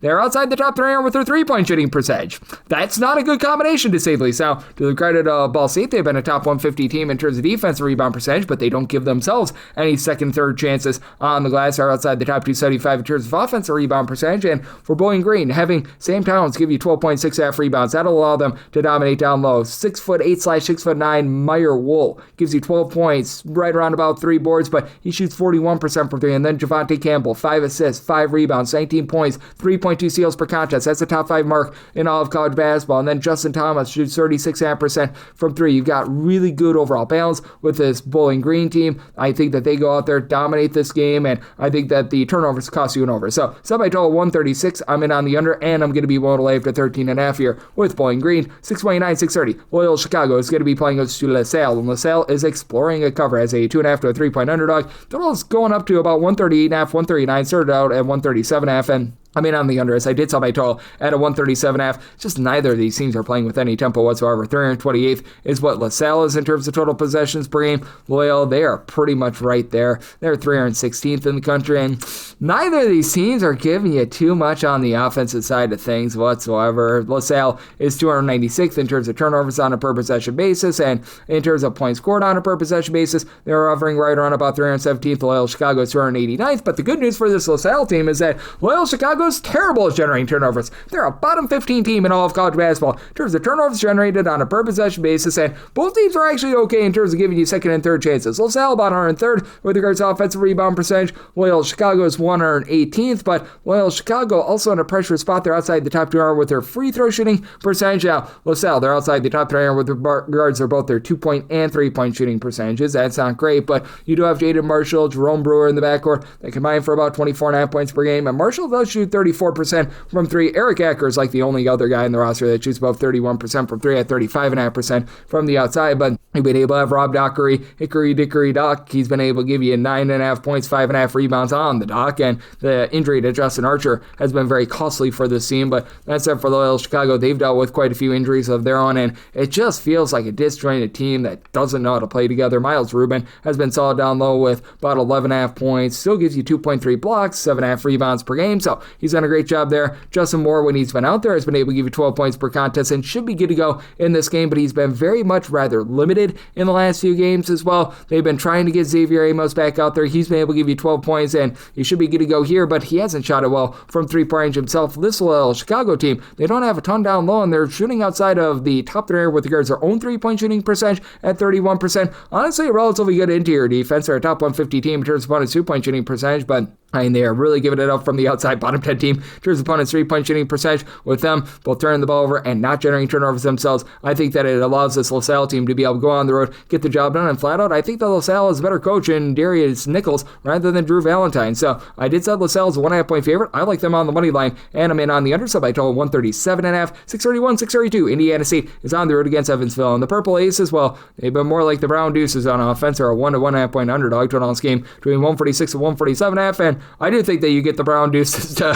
come up with an under for you. I set my total at a 144. Indiana State is looking to play with a little bit of pace. In terms of total possessions per game, they clock in 84th in all of college basketball. Evansville, they're a mid-tempo team, 232nd in terms of total possessions per game, but this Evansville team, 346th in terms of points scored on a per possession basis, and they are getting lambasted in the turnover battle. Honestly, not the world's worst team at generating turnovers, 216th in the country in terms of turnovers on a per possession basis generated on defense, and really both of these teams are having a tough time taking care of the ball. Indiana State, they check in 302nd in the country in terms of turnovers on a per possession basis on offense, but it's still a heck of a lot better than Evansville. Evansville right now is outside the top 330 in terms of ball security, 338th to be exact. And for Evansville, right now they're going through an injury to their top scorer and rebounder, Connor Turnbull. When Turnbull has been healthy, he's been able to supply this team with about 12 points, 6 boards, but who knows when/if he's going to be back. That means that AJ Casey, Joshua Hughes, who combined for about 20 points, 10.3 rebounds per game, and Hughes does shoot 38% from 3. They need to step up. It's a unit that is outside the top 290 with their 3-point shooting percentage, outside the top 250 with their 2-point shooting percentage, and this team does not give you any sort of second and third chances. They are outside the top 315 in terms of percentage of their missed shots that become an offensive rebound. And Indiana State, after last year, they were a really good 3-point shooting team. They are now shooting just 30.2% from 3, 332nd. That actually goes to 31.9% away from home, and they've got great Scott, Ian Scott, who has actually done a really nice job leading the way for this team with 14 points, 6 half boards. He shoots 38% from 3 on low volume. Campbell Wagner, along with Sterling Young, have been able to combine for 22 points per game. You've been able to get about 4 assists per game out of Xavier Hall, who give you about 7.5 points per contest. Indiana State's not going to put you under duress. They're outside the top 250 in terms of turnovers generated on a per possession basis, but they've been able to hold up relatively well on defense. And the one thing that Indiana State has going for them is that they're going up against an Evansville team that's outside the top 225 in terms of opponents' 2-point shooting percentage. Indiana State, 27th in the country with regards to their 2-point shooting percentage overall. You take a look at that in a road/neutral court venue, that goes into the top 6. I think that that's enough for Indiana State to get the job done in,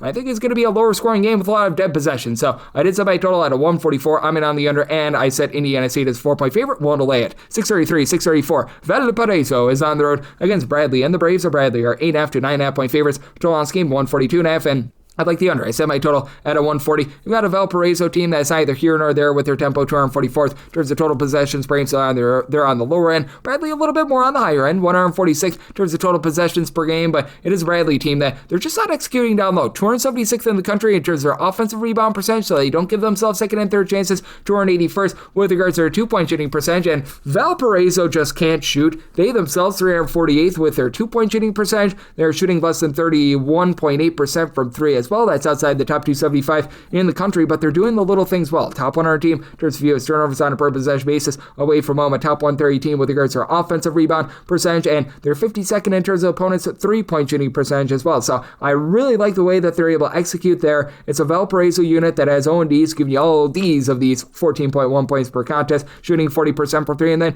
you do have a pair of guys in Brody Whitaker and Rakeem Chaney who combine for 17.5 points per game. Between the two of them, they shoot about 37% from 3-point range, so I like what they bring to the table. JT Pettigrew has been able to give you 6 rebounds per game, and they mitigate the main strength of this Bradley team. Bradley has been a top 35 squad in terms of turnovers generated on a per possession basis, and Valparaiso's doing a pretty good job in terms of taking care of the ball. Now, Jaquan Johnson might be the best player in this game. 16 points, 4 boards, 3.5 assists, 3 steals, and he shoots 39% from 3. Alex Ibaguirre, he shoots 42% from the outside, 12 points per game. And it's a Bradley team that last year was one of the best teams in 3-point shooting percentage in all of college basketball. They're not quite there, but they've been able to ascend a little bit more here in conference play. They're up to shooting about 35% from 3-point range, so it's not quite the top 5 mark that we saw a season ago, but they're back to about 82nd in the country. But they only shoot 32.5% from 3-point range at home, and you've been able to have someone like a Montana Wheeler, great name, be able to give you about 9 points per game, but just not a ton down low. Ahmet Janovich, who's a true 7-footer, gives you about 5.4 boards, 1.3 blocks per contest, and he's the lone guy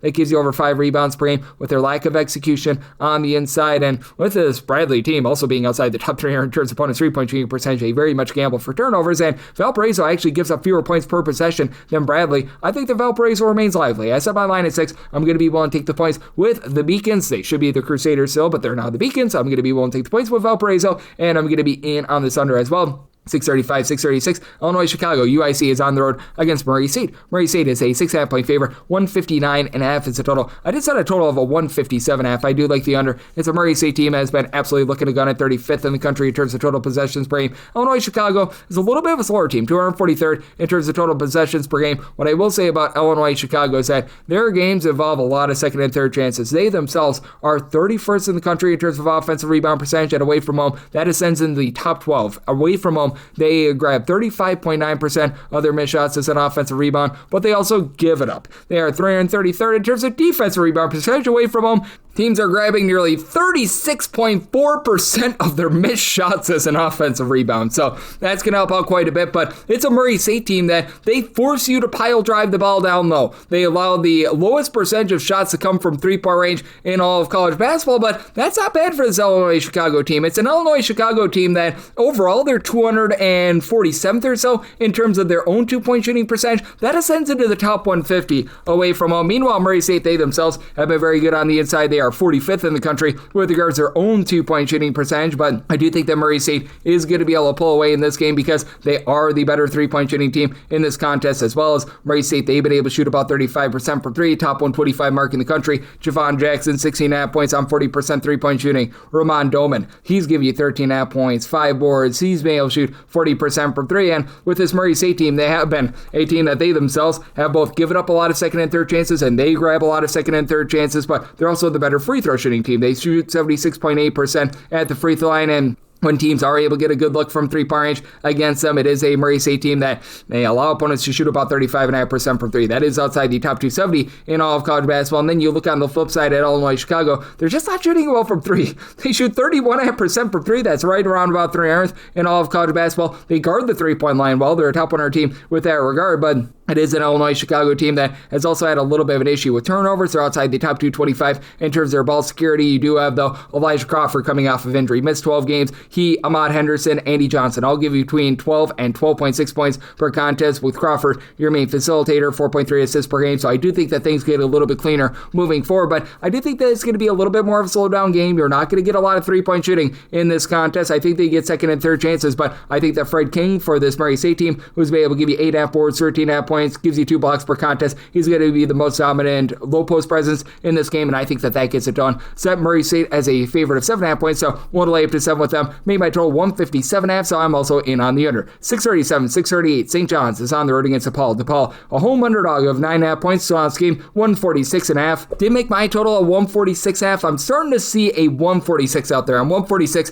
That's my absolute max buy point on the over. I think that you just might get enough sheer possessions for the over because this is a St. John's team that is looking to push tempo. They're 30th in the country in terms of total possessions per game. DePaul, they are not that. They are 239th in the country with this regard. And it's a DePaul team that just has really struggled on offense outside the top 175 with regards to both their 2-point and 3-point shooting percentage. They are 209th in terms of points scored on a per possession basis. And for St. John's, they're 51st in the country overall in terms of points per possession, but they have traveled really well away from home. They become a top 15 team in terms of points scored on a per possession basis, and they should absolutely control things down low. Zuby Ejiofor give you a pair of blocks right around about 15.5 points, 7.5 boards, and then you've been able to have a pair of guys in Ian Jackson or Isaiah Sellers give you some good outside shooting. They should combine about 37.5% from 3, both to give you 11 points per game. Dylan Mitchell, Sable Hall in there, 7 rebounds per game, and for a DePaul team that is very much reliant upon defense, they've been a top 65 unit in terms of points allowed on a per possession basis. Having to deal with all that size is going to be an issue. Now for St. John's, they have been a top 25 team in terms of their offensive rebound percentage. They are outside the top 140 in terms of giving up second and third chances, but for DePaul, it's not like they're necessarily a physically imposing team down low. The lone guy that gives you over 4.4 rebounds per game is NJ Benson, 10.7 boards, and then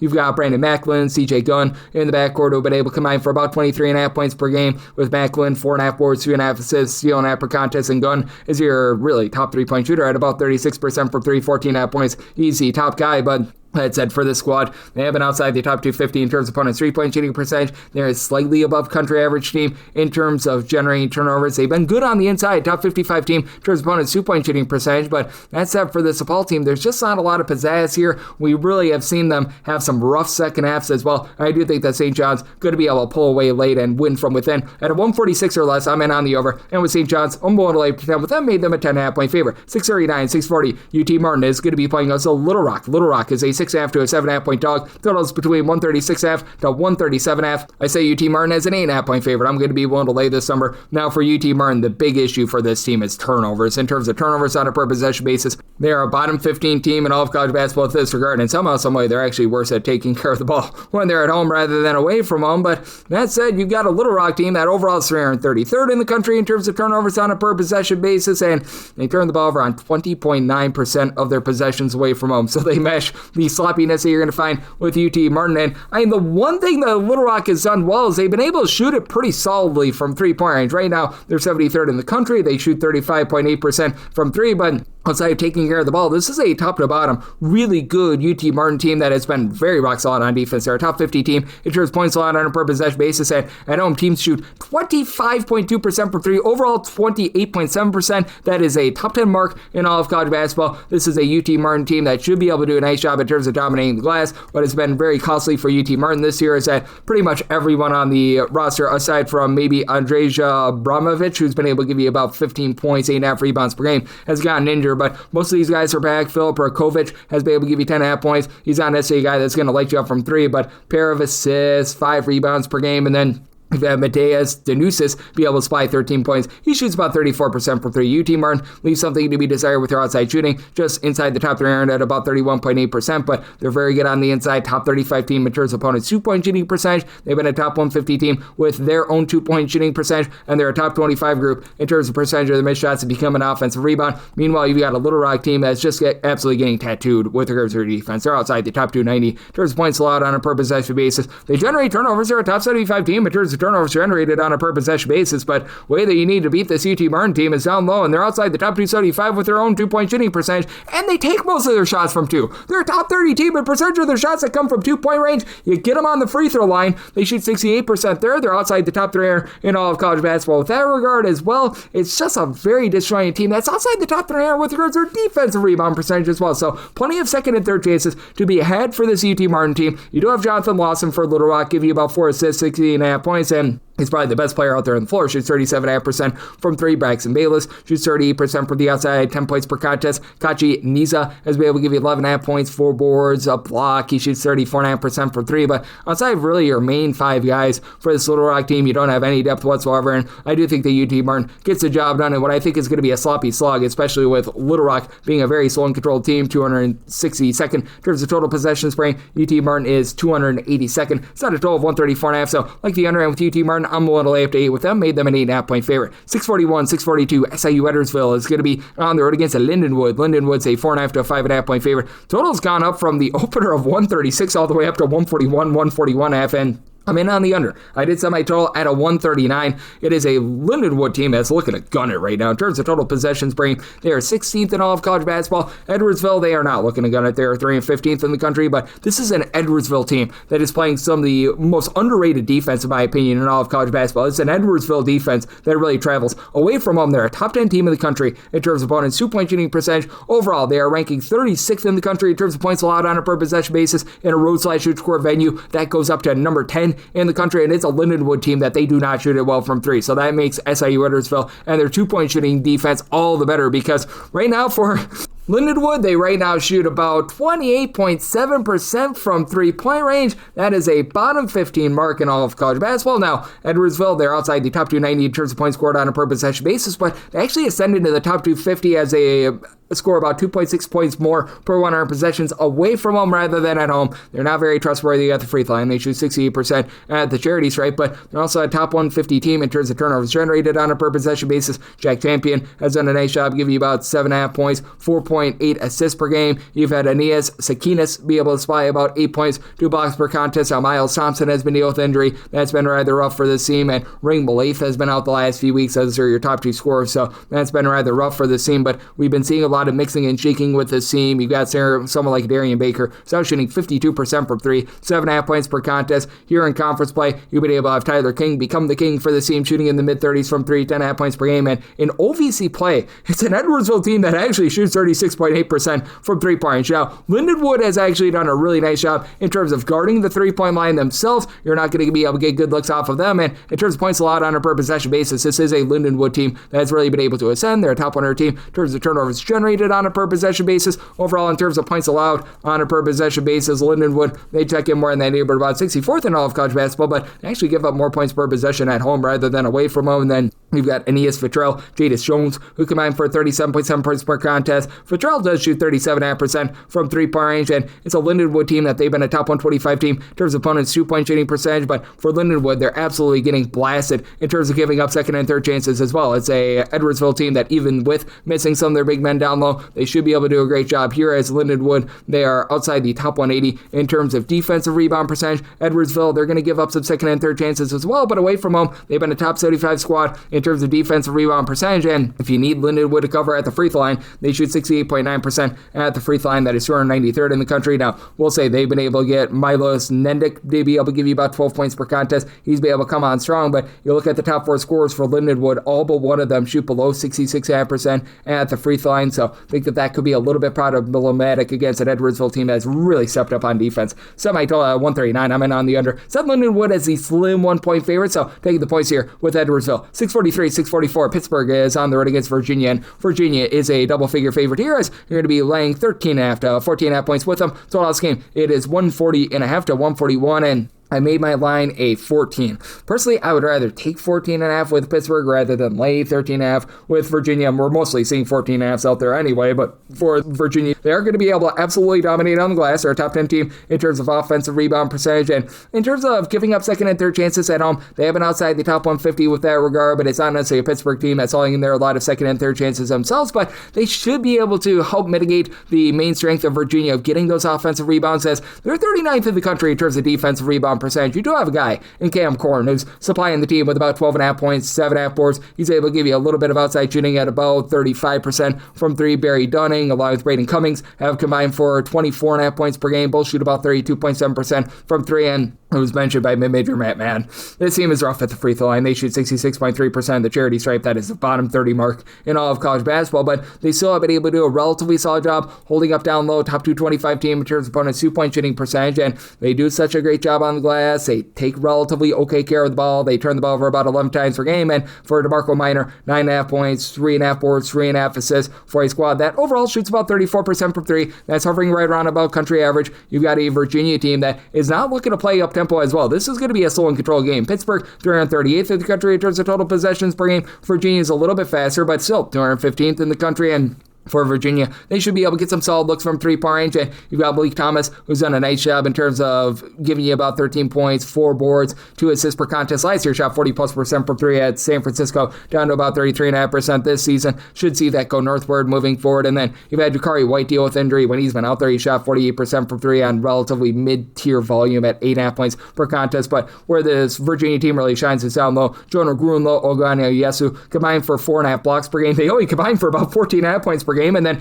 the nearest to Ritter, he's been able to give you 17 points, 6 boards, 36% from 3. A little bit of a dude-all guy, but for this Virginia team, even though they've been a very efficient offense, they've been a top 50 team in terms of points scored on a per possession basis. They do give up a little bit with regards to not generating a lot of turnovers. They don't put you under duress on defense. They're outside the top 270 in terms of turnovers generated on a per possession basis. And with them giving up some second and third chances, I do think that Virginia gets the job done, but just doesn't quite have enough to be able to cover. Semi-line at 14, so at 14.5, I'm going to be willing to take the points with Pittsburgh. Just don't think they get enough possessions for the over. Semi-total at a 138, so I'm also in on that under. 645, 646. It's Nevada on the road against Boise State. Boise State is a favorite here of 5.5 to 6 points. So on this game, 144.5 to 146. I like the under. I set my total at a 140. Not going to be a very up-tempo game. You've got a Nevada team that clocks in 294th in the country in terms of total possessions per game. Boise State a little bit more mid-tempo, 211th in the country. But for this Nevada team, I do think that they're going to do a rock-solid job here against a Boise State team that's not going to give you second chances. For Boise State, 8th in the country in terms of defensive rebound percentage, only 22.2% of opponents' missed shots become an offensive rebound. But this is a Nevada team that does the little things well. They're 17th in the country in terms of fewest turnovers on a per possession basis, and their 3-point shooting travels. They shoot 40.9% from 3-point range away from home. That is number 5 in all of college basketball for Nevada. Not a team that's necessarily going to put you under duress, generate a lot of turnovers, or anything like that, but you've got a backcourt that I really like in Tayshaun Comer along Corey Camper. Camper, your main scorer, 17 points, a steal. She's 44% from 3. Comer, a little bit more of a facilitator with 4 assists, 13 points. He shoots 37% from 3. It is a Nevada group that has been able to do an okay job in terms of not allowing second and third chances as well. Top 110 team in terms of defensive rebound percentage. Now where they're absolutely awful is down low. They're outside the top 330 with regards to their own 2-point shooting percentage, but you get them on the free throw line, and this is a Nevada team that is a top 20 team in terms of free throws attempted on a per possession basis on offense. They shoot 76% of the free throw line. That's a top 65 mark in all of college basketball. And for Boise State, it just feels like it's been a disjointed team all season long. They bring in Dylan Andrews from UCLA, and he's giving you 3.3 assists, 11 points per game, but he only shoots 30% from 3. The turnovers have been a little bit of an issue for Boise State. They're outside the top 175 in terms of ball security, and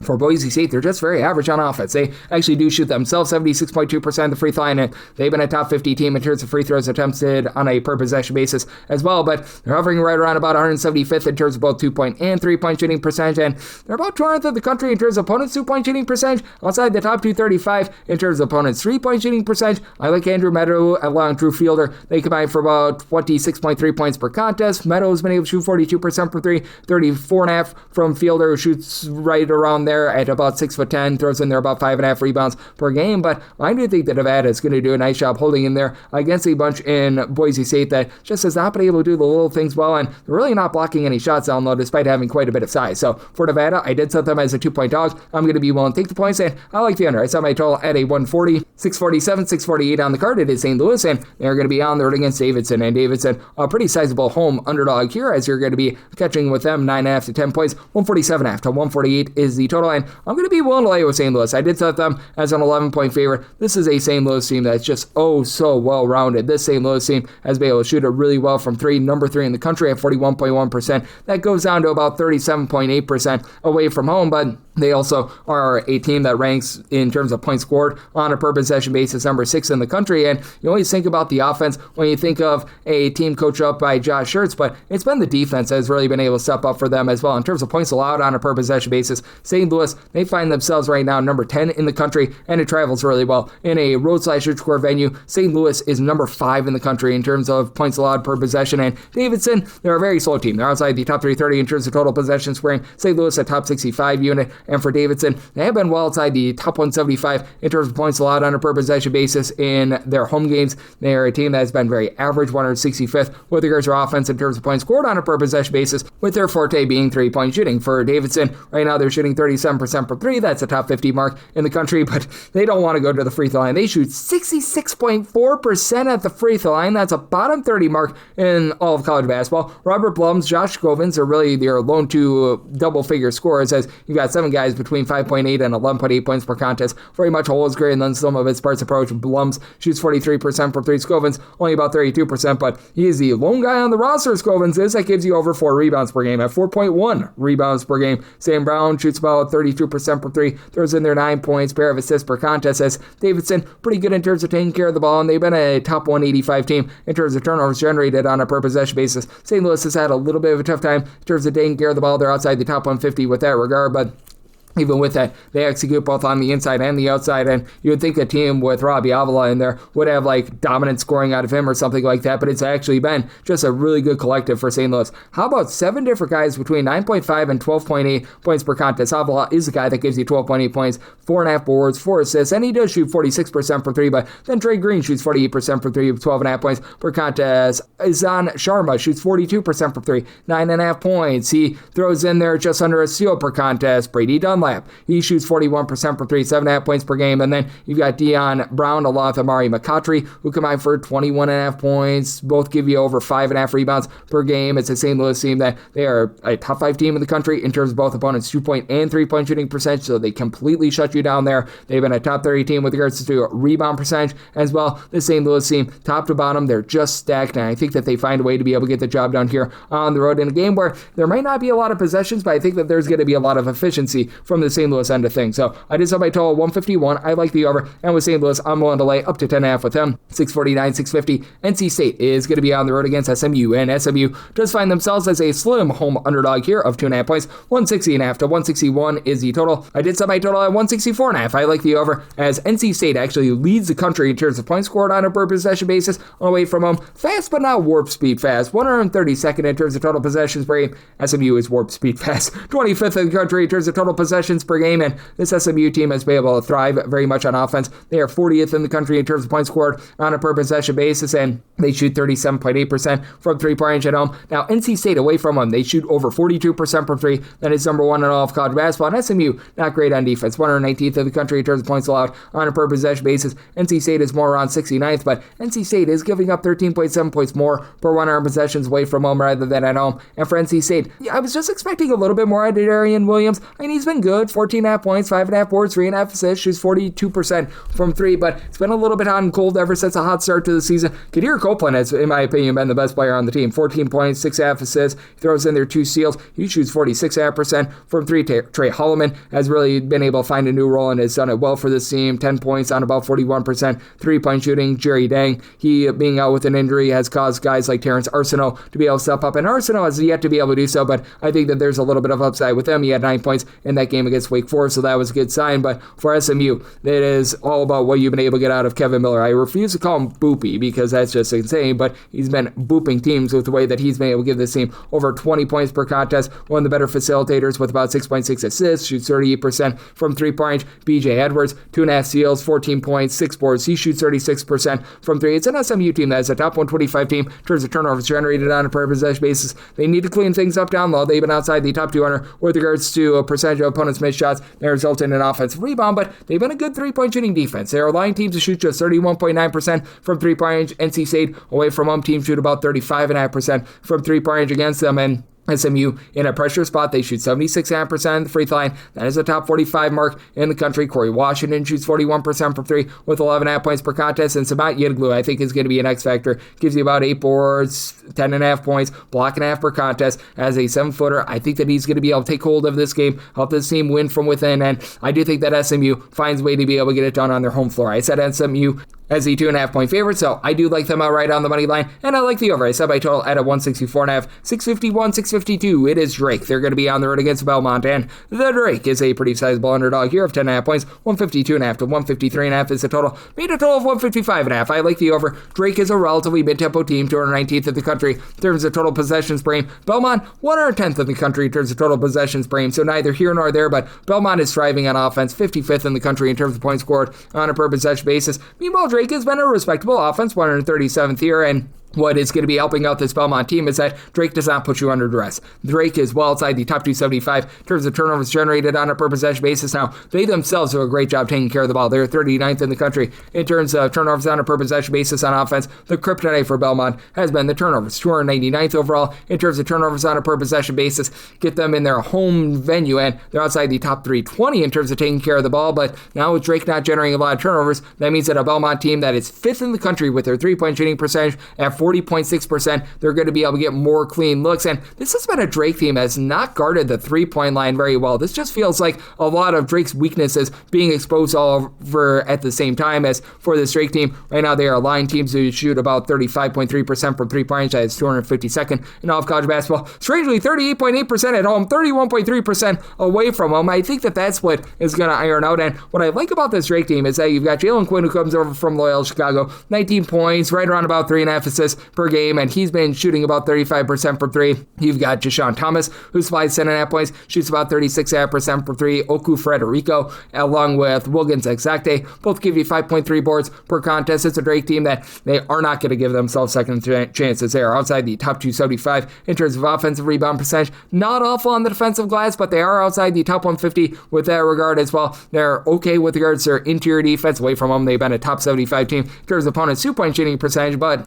the duo of Tyler Lundblade along Sam Orme, I think is going to be too much for this Drake team, as Lundblade, 15 points per contest at 6'6". He shoots 93% of the free throw line, 38% from three. Orme, he shoots 35% from three, 12 points, 5.5 rebounds per game. Drew Shanowski down low is able to give you about 6.5 rebounds per game, and it's a Belmont team that they themselves are well outside the top 280 in terms of their offensive rebound percentage, but they do a nice job in terms of their interior play. Top 20 team in terms of their own two-point shooting percentage, top 25 team in terms of opponents' two-point shooting percentage. Now, Belmont outside the top 300 with regards to their free throw shooting percentage, but Drake is actually a pretty solid team in terms of not putting you on the free throw line as well. They just give up a lot of looks from three, and with the way that Belmont has been able to bury them, I do think that that does just enough for the over. I think that Belmont, with not having as many turnovers as normal, is going to be able to get it done. I set my line at an 11.5, so I'm going to be willing to lay up to 11 with Belmont, and like the over, set my total at a 155.5. 653, 654. Air Force is on the road against Grand Canyon.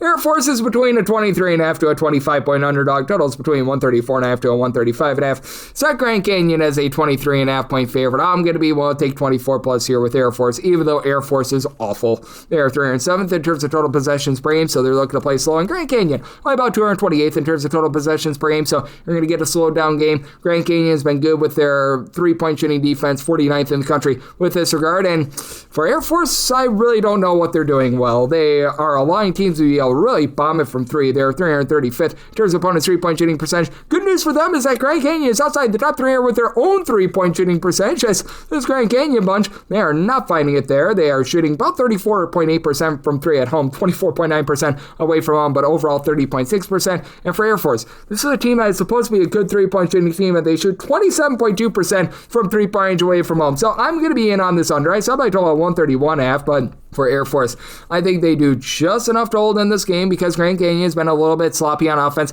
themselves. They're well outside the top 100 in terms of points scored on a per possession basis. Now, for Air Force, they shoot 64.3% of the free throw line. That's a bottom 10 mark in all of college basketball. You do have a trio of guys, Lucas Hoblin, Caleb Walker, Cam Sanders, who have all been able to give you between 11 and 12 points per game, but Walker's on the deal with an injury. He's going to be out for this game. Eli Robinson, 8 points, 5 rebounds. He is now the lone healthy player on the roster. That gives you over 4 rebounds per game. And other than he and Sanders, nobody else gives you over 2.8 rebounds per game. You have a 7-footer, Wesley Chalkowski, who sees good minutes, and he averages 2.4 rebounds per game. Blows the human mind. Now, he does not grab rebounds, but that's where you're at with this Air Force team. But for Air Force, for as bad as they are with their 3-point shooting percentage defense, they're almost as bad with their 2-point shooting defense. They're right around about 300th in all of college basketball. They've been turning the ball over left and right. They're a bottom 10 team in terms of taking care of the ball, but I just don't trust in Grand Canyon to be able to cover this big of a number for Grand Canyon. They actually shoot a well the free throw line, top 50 team at about 76.5% of the free throw line, but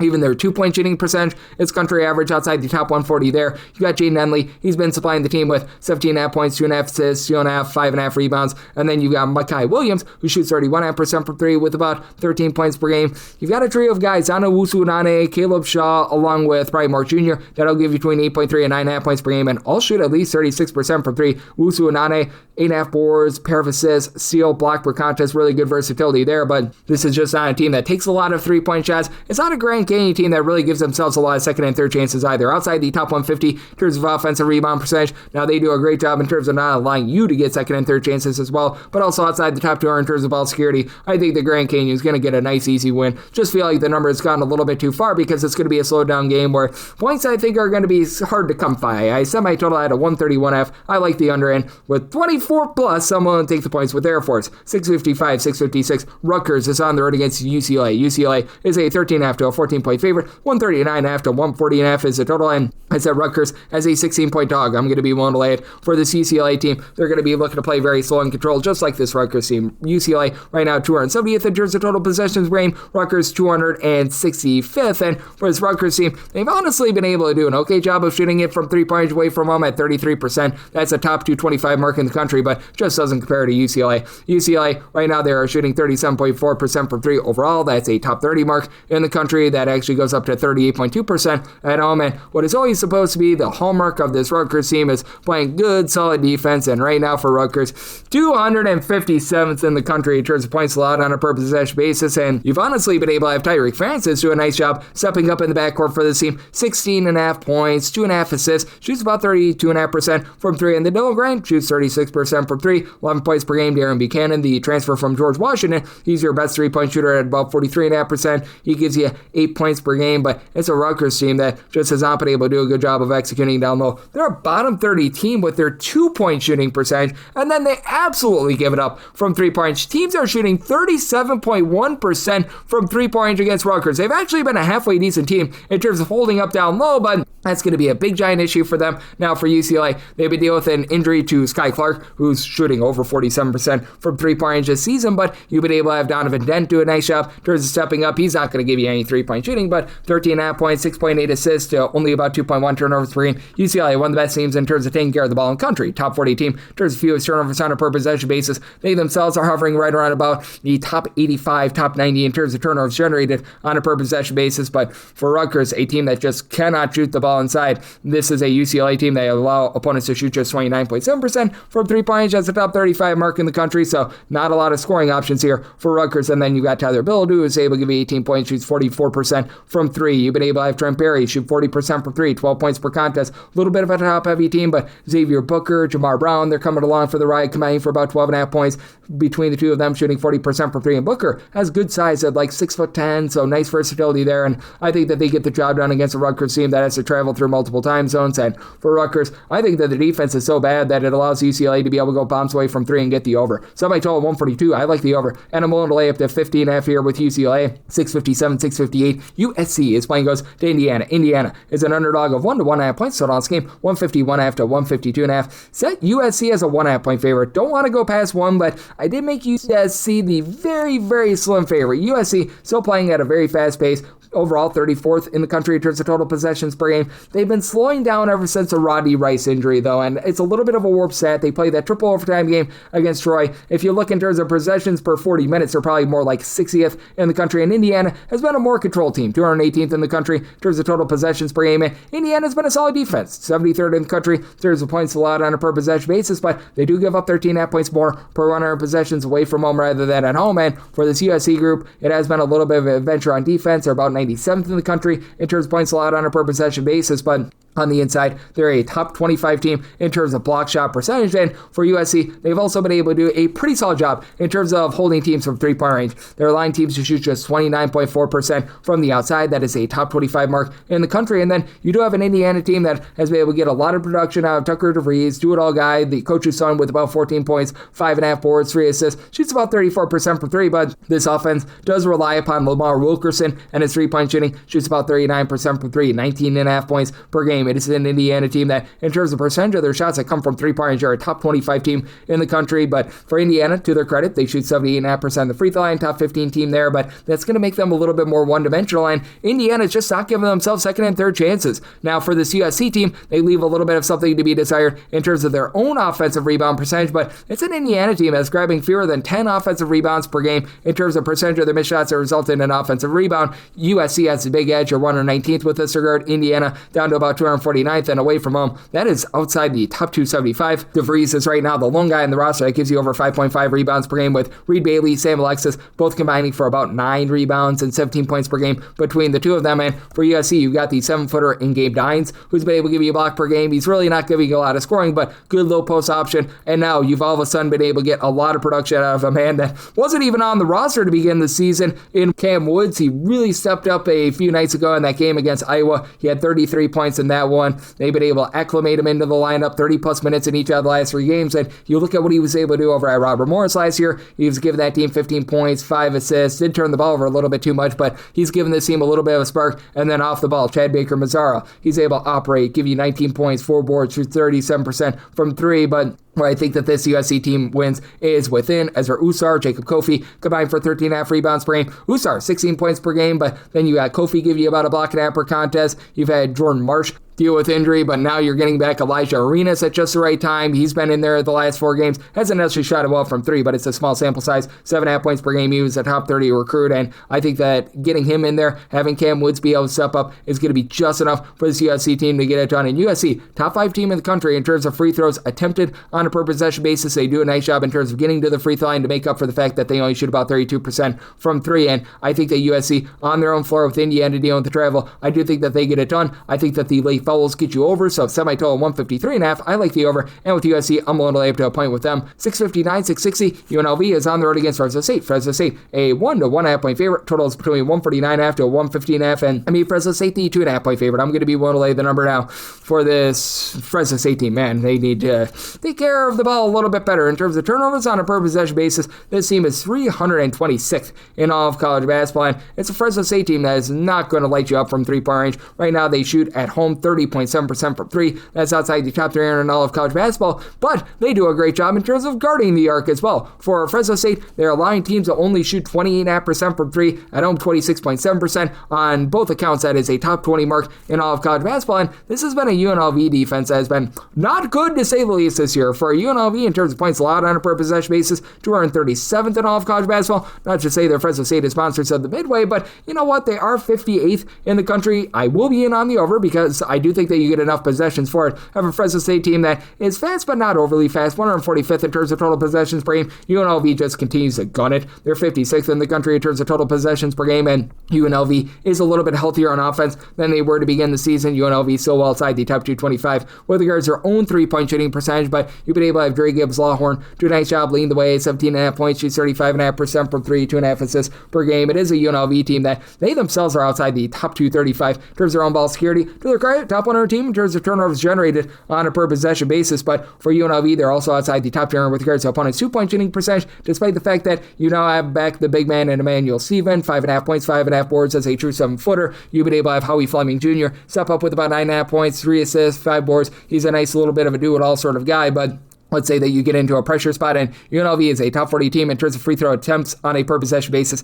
They shoot 68.4% at the free throw line. That is outside the top 300 in all of college basketball. And it's a Fresno State team that you put them under pressure, 74.8%. That's a top 100 mark in the country. Jake Highbreder gives you 17 points. He only shoots about 31.5% from three. It's a team that just really doesn't shoot it well from the outside, but Zayon Collins has been able to give you about 12.5 points, 5 assists, so that's been good for this team. David Douglas has come back, and he's given them double figures in 4 out of his last 5 games. He was missing for 6 games, and he's remained three-point shooter at 41.5% when he's been out there on the floor. The three-point shooting has been a little bit better. I think that he's a real X factor in this game, along with Wilkins Exacte being able to give you 8.5 boards just under a block per contest. So with Fresno State, I do think that they get the job done here, and I do think that you get points up on the board. Somebody told 152.5, like the over, and a bullet lay to deuce here with Fresno State, and we're wrap things up with 661, 662 Wyoming. They're on the road against San Diego State. San Diego State is an 11.5 point favorite. Total on this game is between 139.5 to 141.5, made by total of 142. I'm in on the over now. Wyoming, if you look at raw possessions per game for the season, they're 233rd. If you would look just from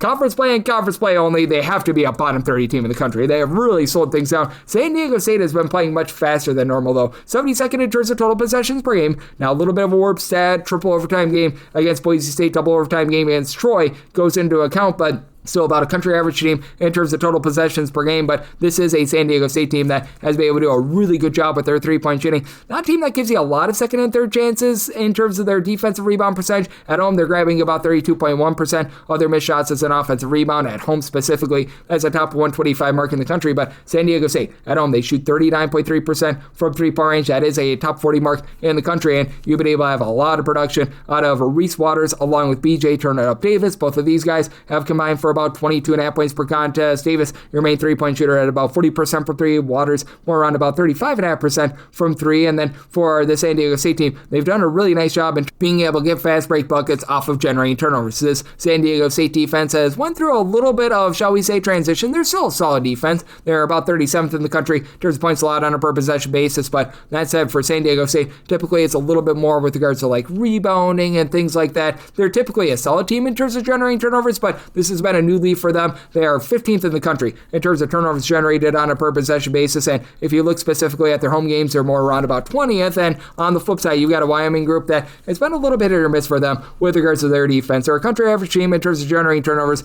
As we know with Wyoming, they've got a great home court advantage with being up at elevation, and when they come down from it, typically it does lead to a little bit of strife. It is a Wyoming team that has been shooting just 30.4% from three-point range away from them compared to 34.5% at home, so you see that in the offensive numbers, but you also see it in the defensive numbers. They give up 14 points more per 100 possessions away from home rather than at home. Magoon Gwath is a true 7-footer for San Diego State who only gives you about 4 boards per contest, but has actually shot over 50% from three. And for this Wyoming group, they've actually done a relatively solid job on glass. They're 21st in the country in terms of defensive rebound percentage. Teams only grab about 23.8% of their misses as an offensive rebound, but I think that that's going to come back to earth a little bit considering the fact that their lone guy that gives you over 5 rebounds per game, that would be a guard in Nasir Meyer, who gives you 13.2 points per contest. Will Walker, 15.5 points. He shoots about 37% for three. And Meyer also shoots darn near 40% from three-point range as well. But it is a Wyoming team that's very vulnerable down low. They're outside the top 220 with regards to opponents' two-point shooting percentage. It's a Wyoming team that has been a top 100 team in terms of giving themselves second and third chances. But with that defense just taking a little bit of a nosedive away from them, I think that San Diego State goes out there, gets the job done. I did set San Diego State as a 12-point favorite, so we'll delay up to 11.5 with them. And on the overside, I total 142. And that wraps things up for the Tuesday edition of Coast to Coast Hoops, now part of the VSiN Family Podcast. Big thanks to our good friend Matt Joepsehs, aka Major Matt, who joined me in the last segment. If you do like what you're hearing from this fine podcast, Coast to Coast Hoops,